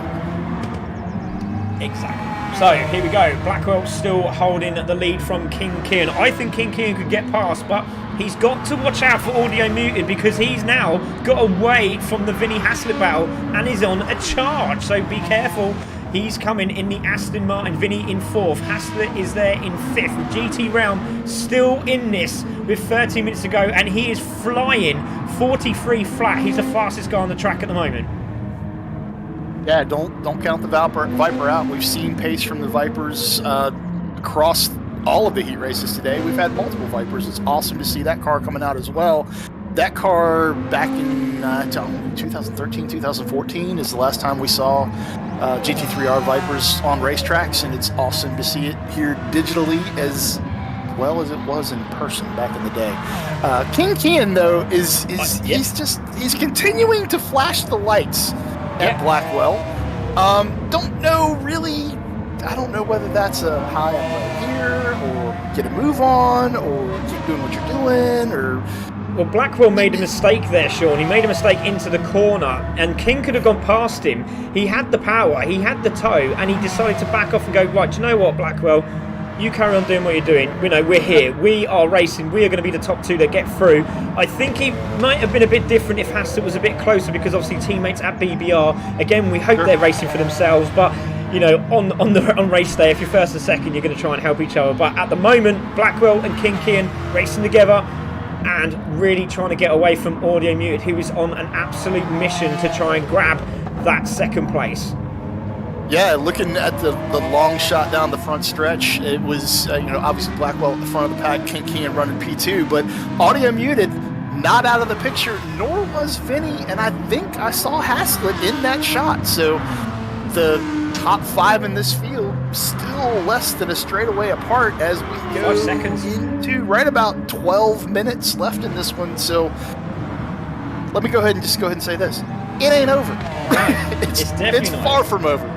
5 seconds cover the top 5 drivers, so GT Realm is there in 6th, and he's on the same straight now, so he's definitely closing in. There are your first and second. There's Audio Muted in 3rd, Vinny 4th, Haslett 5th, and there is GT Realm. Sorry, that's the picture I wanted. There you are. Happy days. There he is in 6th position, so maybe the guys 3rd, 4th and 5th could help each other to close the leaders as they are coming through now, closing up to the 10-minute marker, 12 laps through. Yeah. I don't know whether these cars actually have enough of a draft, or is there enough of a slipstream to where those 3 cars can line up and actually get it done. King Kian right now alongside the McLaren of Blackwell, and they have swapped positions. The Corvette to the lead. Yeah, there we go. King Kian taking the lead of this race. So King's just decided, right, I need to get away. I need to pull away. I've helped you out enough now, mate, and this is my time. So let's see what King can do. Can he open up the taps? Can he pull away from these guys?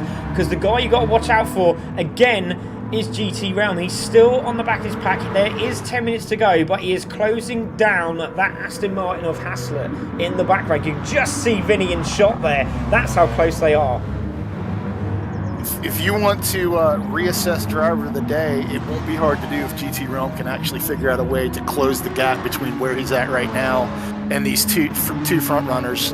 That would be a Herculean task to pull off. I don't think the Viper has it in it, even with its 8 liters of awesome V10. Blackwell right now seems to be losing touch a little bit with King Kian, and King pulling out to about 0.7 right now over Blackwell. So maybe those flashes were get a move on, man. I think you're right. I think they were get a move on flashes. Helped him out for a little bit. Now he's in front. Now he can take the pace. So let's see if Blackwell could stay with him. Seems very comfortable. Been out, like I said, for a season. Now jumping into F1. Real race driver as well. Races in the Minis Championship Series in the UK. So doing a cracking job. Back to business as usual. But it's King Kian at the moment showing how it's done. And this Corvette is going to be very, very interesting as we go into the final on Sunday. There's quite a few Corvettes on track. Yeah, if we were allowed to. Hold on! He saved it. Audio Mute is going to be there. Audio Mute is going to be there. There's a bit of sideways. Let's have a look. Yes. Audio Mute. That changes things. Audio Mute has gone into second. Oh my days. And Vinny's on the back of this. So Vinny in the Alfa Romeo could grab second.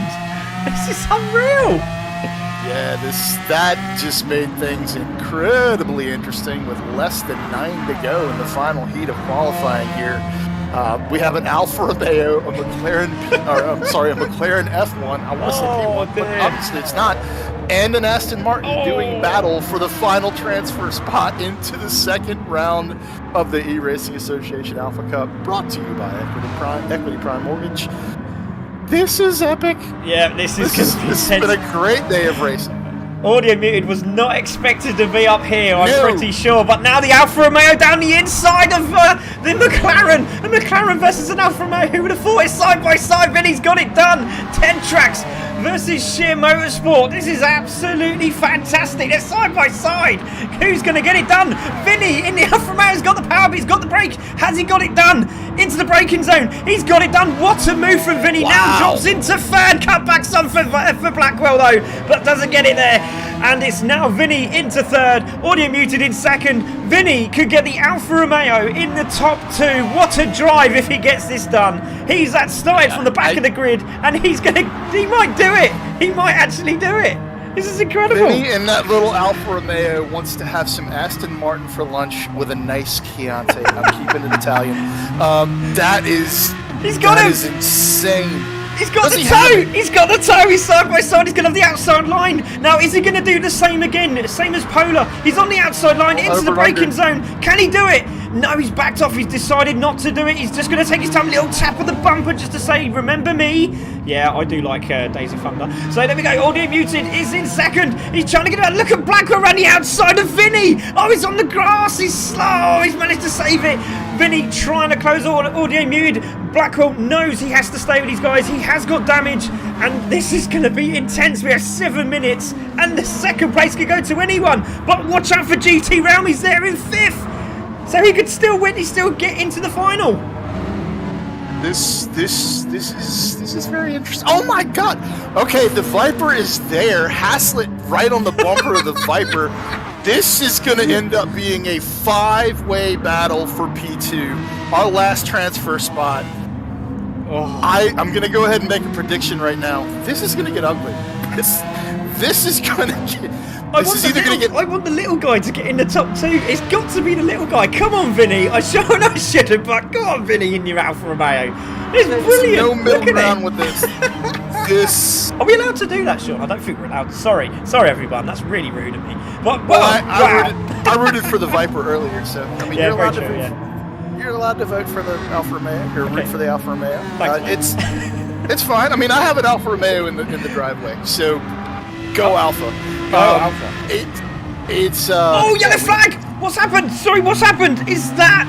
Oh, sorry, there's side-by-side action. We'll have to have a look at that in a minute. I'm hoping that's not King Kian. I think it is the Viper. It is the Viper. Panic over, everyone. Panic over. It was the Viper of Kwame. I think he's just pulled over just out of the way. Great to see. Well done, sir. And breathe. And breathe. In, out, breathe. TTR Vinny basically attaching an Alfa Romeo front bumper to the rear bumper of an Aston Martin. Having a look again around the outside. He's got it this time. Of the previous lap. Yeah, I think he's got this at the Aston Martin's pace, though. He gets so much power down the inside, and again, Audio Mute just tucks the car in, dives to the inside line, gets it done. Cutback could be on. He's hugging the inside. Look, Vinny can't get the power down.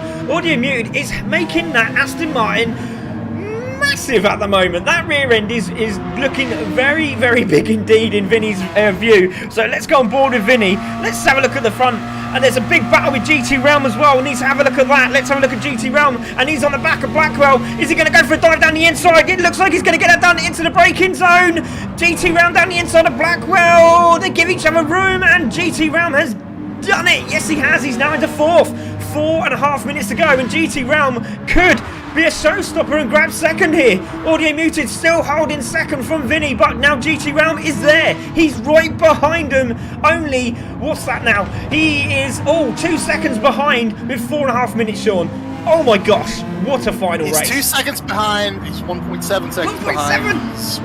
1.7 behind, less than 5 to go, and the 2 cars in front of him are trying to race each other. So it's all for the Viper to lose at this point, because I think he's going to run him down, and we could have an Alpha Aston sandwich happening at any moment. That sounds quite and nice. All of a sudden, GT Realm is if GT Realm puts this back in P2, from my perspective, instant driver of the day. Yeah, instant. definitely. Like, there's no way around it. No matter what, amazing run. Amazing run. This has been good stuff. King Kian, go ahead and say King Kian. Getting it done out front. Basically, there's no doubt that we're going to have another Corvette in the final. Barring tragedy, we're going to have another Corvette in the final. And being a commentator, I know that as soon as those words come out of my mouth, that Vinny his down his PlayStation could explode. Yeah, this is sorry, awesome. Vinny was there, and he's got a great drive out of the corner now. Has Vinny got the power? Is he going to take a dive? He knows that GT Realm is closing him up. He has to be aware of that car. He needs to get past Audio Mute as quickly as possible. There's a move down the inside. Has he got it done? It's the braking zone. Vinny's done it. He's gone a bit wide. Is he going to spin the car? He holds the line. And Vinny has done it. He's got into second. What a great move. Now, can he get away from the Aston Martin power as he comes down the straight? What a drive from Vinny. He's now into second. Come on, the Alpha. GT Realm is chasing them both down with 2 minutes and 46 seconds to go. I can't tell you how excited I am. Or can you just hear it? Down the inside, Audio Muted as well. Down the inside. Cut back on for Vinny. This is an absolutely brilliant performance from both of these drivers. A hop back from GT Realm's Dodge Viper as you come around the hairpin there. It is Brilliant. exactly what GT Realm wants. Keep racing, guys. Keep racing. I'm going to park my Viper right here. Keep doing what you're doing and let GT Realm back into this, and GT Realm is going to be like, all right, he's in it. He's there. He's there. Totally there. That is not what Vinny wanted. Vinny sideways. Sorry, Sean.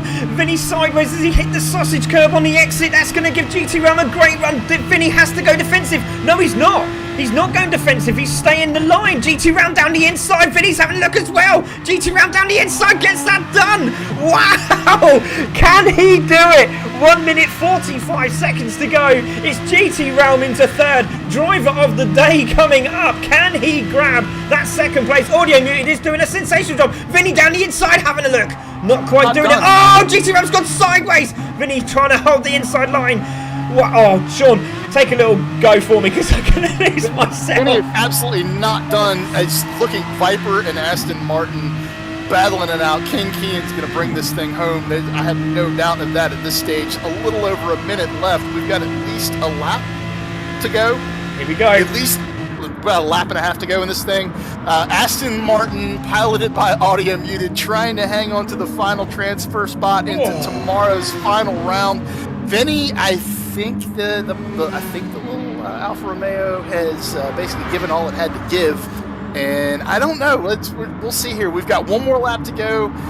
GT Realm, though, on a mission from the back of the grid, putting it all the way up to P3 right now. Can he take that last transfer? Oh, this is so exciting. Audio Mute is doing a sensational job, an absolute sensational job. He has defended like an absolute trooper. This will be the final lap after this one, and GT Ram has got him in his sights. Audio Muted lets him go by into the braking zone. There it is. Oh, there goes the move. Cutbacks on from Audio Muted, and look at Vinny. He's got the power down. Oh, he's gone sideways. Vinny's gone out. Oh, so we've Vinny spun the tires up. Vinny's lit up. Got it back. GT Realm down the inside. Audio Mute's got the outside line into the braking zone again. Audio Mute is going to give him the line, but he's going to have the inside line. GT Realm's got it done. He goes into second place, and that should be it. 2 seconds to go. Final lap. Can Audio Mute close the door on GT Realm? It's going to be very tough now because GT Realm has got by. What a drive from GT Realm, spinning out, getting back into second. We're going to take our leader, King. He's on the hairpin, but I want to look at the battle that's going on because they're still together. And King is going to cross the line. I'm sorry, King. I'm going to be rude. He's going to be rude. Oh, Vinny can do it. And Vinny's side by side. King's going through. Now has Vinny got the oh, Vinny's going to do it. Vinny's going to do it. Side by side. It's Vinny Hammond. It's Vinny. I have no idea. Vinny has done it. He manages to take Oh, God. Oh, my word. What a drive from those three. Oh, is by far the best race that I have ever had the pleasure to call in all of calling races in my entire 51 years on this planet. How in the world I'm so did happy that unfold the way it just unfolded? Oh my God. Oh wow, I'm so sorry to GT Realm, but my gosh, how did he do it? I'm gutted for GT Realm. I'm still going to give GT Realm driver of the day. Oh, for still going to give that to him. Yeah, but that is not going to make him feel any better. And just epic racing. I've got my son next to me. My son's next to me, and he's just gone, oh my God. What just happened there? Your son's like, he's what? Speechless. Yeah, he's absolutely speechless. Oh my word. What a final heat race. If you were all there to see that, that's going on stream straight away. Oh my gosh. Wow. That was... Who won? I can't remember. It's the King Kian guy driving some American V8 powered car. You couldn't go away from it. You couldn't. But King Kian, congratulations, sir. Corvette winner. There he is.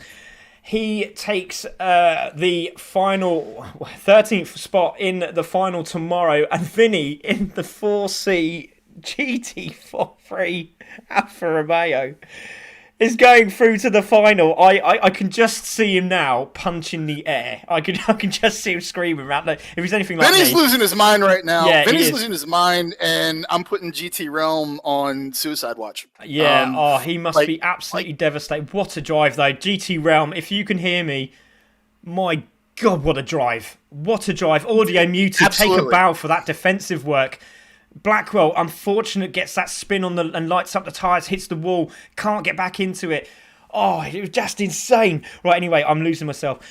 So, King Kieran is the winner. Vinny in second, GT Realm in third, Audio Muted in fourth, Blackwell in fifth, Haslett in sixth, and Kwame takes seventh. Fastest lap from GT Realm with a 42.9.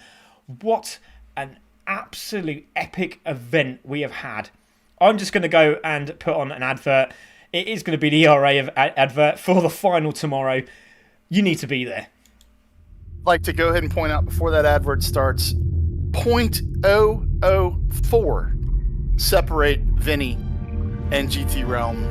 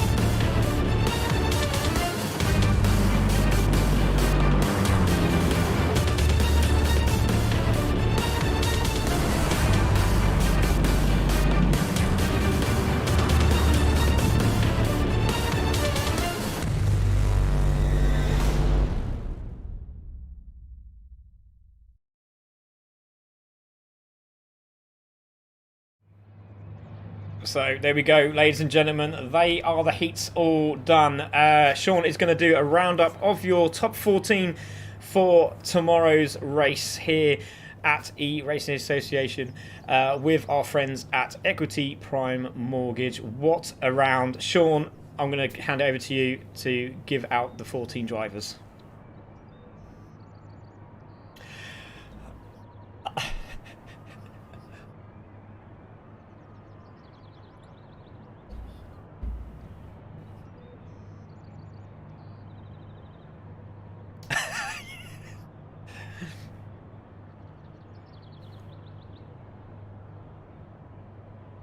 Oh, yeah.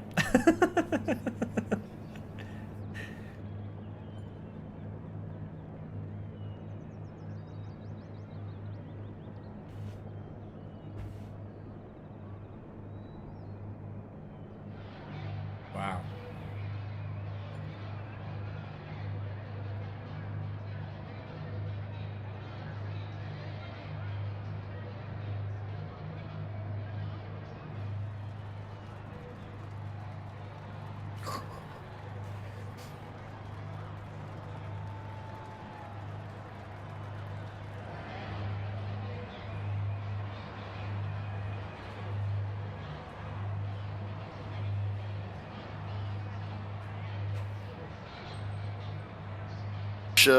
Gorgeous car, great drive. P1 for LDS Syncor. We'll see you tomorrow in the finals. Boosted Alpha, P2 in heat number 3, moves on to the finals as well. Heat number 4, P1 was GTRR Taylor, getting it done, laying it down, sending a message in heat number 4 was GTRR Taylor. And then Legion, with an absolutely epic drive. Runner-up driver of the day, I think, for Legion. Legion had one heck of a heat race, got sent to the back right at the start, fought his way back up to P2. We will see you on track tomorrow in that BMW, sir. One heck of a drive. Heat number 5, P1 was Bite the Roses, getting it done with a 2022.246 overall time. That takes P1 for heat number 5. Bite the Roses moves on, as well as ERD Iqbal in the lone Renault in the field. Yeah, lone Renault in the field. We saw you, baby. I'm just going to go ahead and say it. Shaking that ass. I'm just going to say it. Oh, okay. I just did. You did. I just did. I said it. We're allowed to say it. Okay. Heat number. If they can say it on national TV, I can say it here. Yeah, I think that's true. Yeah. Iqbal laying it down with a P2 finish in heat number 5. We'll see you tomorrow, Iqbal, and so will all of the fans tuning in to watch the final rounds. Heat number 6, P1, Ace Ryu. No surprise there. Ace getting it done with a 2:12.338 overall time, which is just a 10th off of who was it that had the 2012? Wassim. Let's see here. That was Wassim, yeah. So those 2012s getting it done. Ace Ryu, we'll see you in the finals tomorrow, as well as Bipolar Express. Bringing home P2 in heat number 6. Bipolar and Ace putting it back on the grid for the final round for round number 2 of our Alpha Cup. And then this final heat, not much to talk about in the final heat, Craig. No excitement at all. Very boring. Yeah. Good Lord, y'all. That was epic. And if imagine that was first place. Imagine that was first place. We will break that heat out and basically have it on loop for eternity. That was unbelievable. Absolutely unbelievable. Thank y'all for doing what you did. It gave Craig and I something very special to be in the booth and commentate on. That was insane. So, King Kian bringing it home, 2023.889 overall time. Didn't have to truly lay it down. Just got out front, controlled the pace from the front of the pack with that Corvette. And let's just go down here and just go ahead and say TTR Vinny, P2. Putting the Alfa Romeo on the grid for the final round, for the finals tomorrow for Alpha Cup event number 2, brought to you by Equity Prime Mortgage, the Red List Group, and Gap'em. Oh my God. Back to you, Craig. I need oxygen now. Yeah, I'm a bit too far away, but if I could, I'd send you some. But mate, what a great evening of racing. Congratulations to all 14. Thank you to all the other drivers that invested their time into this as well, who registered. Alpha Cup 3 is just going to get bigger. Cash prizes are also going to swoop up. The more sponsors we get, the more intriguing it gets. And if we have racing like we did in race 7, it's going to be exactly the same, if not better, tomorrow on Sunday. So it's going to be absolutely fantastic. Thank you to Equity Prime Mortgages. Thank you to Redlist and Gapham, everyone at ERA, and all the followers and viewers that have watched. Please tune in tomorrow. It is going to be absolutely incredible. I cannot wait to put down the qualifying, to get the fuel on, to get the tyres on, and let's see what these guys can do in an hour. It's going to be epic. $1,000 is on the line. Top 3 get a bit of that pie. Who's it going to be? Can Ace Ryu do it again? We shall find out tomorrow. Massive thank you to Sean for joining me again in the comms box. It's been an absolute joy, especially that last one, mate. Well done. Brilliant. Absolutely fantastic. Yeah, it was always a pleasure to share the commentary box with you, Craig. Folks in the chat were saying they couldn't hear me for the first 3 heats. Yes, so, please do so. I don't know what happened there. It didn't come up on the thing. I was going to bring that up. Heat number 1, Red Spectre and I Am Supermax. Red Spectre and I Am Supermax, you move on to the finals. All of this will be posted in our Discord forums, in the Gran Turismo info, as well as on our Facebook page. So you'll be able to see all of this info as well. We'll get the top 14 posted, and I'll get all that tablet or put together as soon as we close this down. So Red Spectre, I Am Supermax moving on from Heat 1. Heat number 2 moving on to the final is Cartier West and Wasson. And heat number 3 moving on is LDS Syncor and Boosted Alpha. Hopefully that gets everyone up to speed. And I don't know why I'm being muted, but we will figure that out and have that fixed for tomorrow. Yeah, thank you very much. Cheers, Sean. Cheers for everyone that has been listening and has stayed with us. I do appreciate everyone with the support. We're just going to keep growing. It's going to get better. We're going to have a lot more going on. Hopefully my job will be a little bit easier. We've got everything in front of me and we're pushing buttons and doing everything, trying to get adverts on. It's a challenge that I'm willing to take on. I want ERA to get better. I want myself to get better. It's worth it for that last heat alone, yes, man. Definitely. That was nuts. But that was nuts. I'll let you close it out, Craig. Yeah, man. Bring it on home. Thank you very much. So, everyone, thank you very much for joining us. This is the E-Racing Association with our friends here at Equity Prime Mortgages. This was the Alpha Cup 2 heats. Join us tomorrow for Alpha Cup 2, the final, with the top 14 showing it and bringing it, and see who wins a slice of the pie of the $1,000. We'll see you then. This is me. That was Sean. And we're going to put an advert on to send this away. Thank you very much, guys. We'll take care. We'll see you tomorrow. Bye-bye. The EPM mission reads that we are a resource and voice for financial empowerment. The EPM vision, which is connected to the EPM way, is to continue to offer financial service, communication, and assistance to the communities we serve.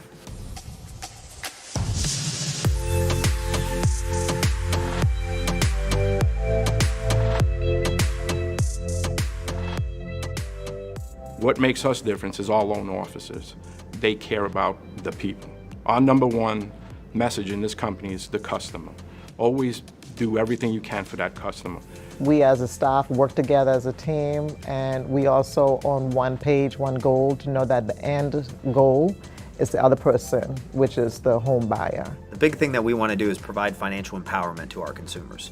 The ramifications of not owning versus owning is very vast. So it's really about maximizing your earning potential to build wealth. Our diversity, it's a large part of what sets us apart. And the way we look at business with an empathic approach, we do care.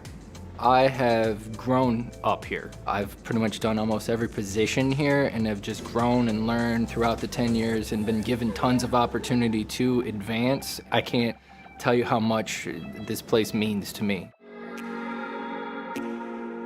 My favorite part of EPM is the relationships that we build. I mean, I see my coworkers more than I even see my family throughout the week. So it's important that we have that relationship with each other. I know that I'm going to work hard with my coworkers, but I also know that I'm going to be able to have a fun time with them. When you join EPM, it's like you're gaining a huge, giant family. The people here are just funny and amazing. The 23 Fundamentals, or the EPM Way, is our new culture plan. They are led by great communication, ethics, morals. All in all, they make us better. They make us EPM. The idea of work and home is truly been blurred. So when our culture plan was created, we wanted to transcend just being in the office. It's really about being a brotherhood, a sisterhood, but it's still all about one mission and one objective, is to make sure that we're not only leading to financial empowerment, but we're growing our communities, we're serving our communities, we're growing our individuals.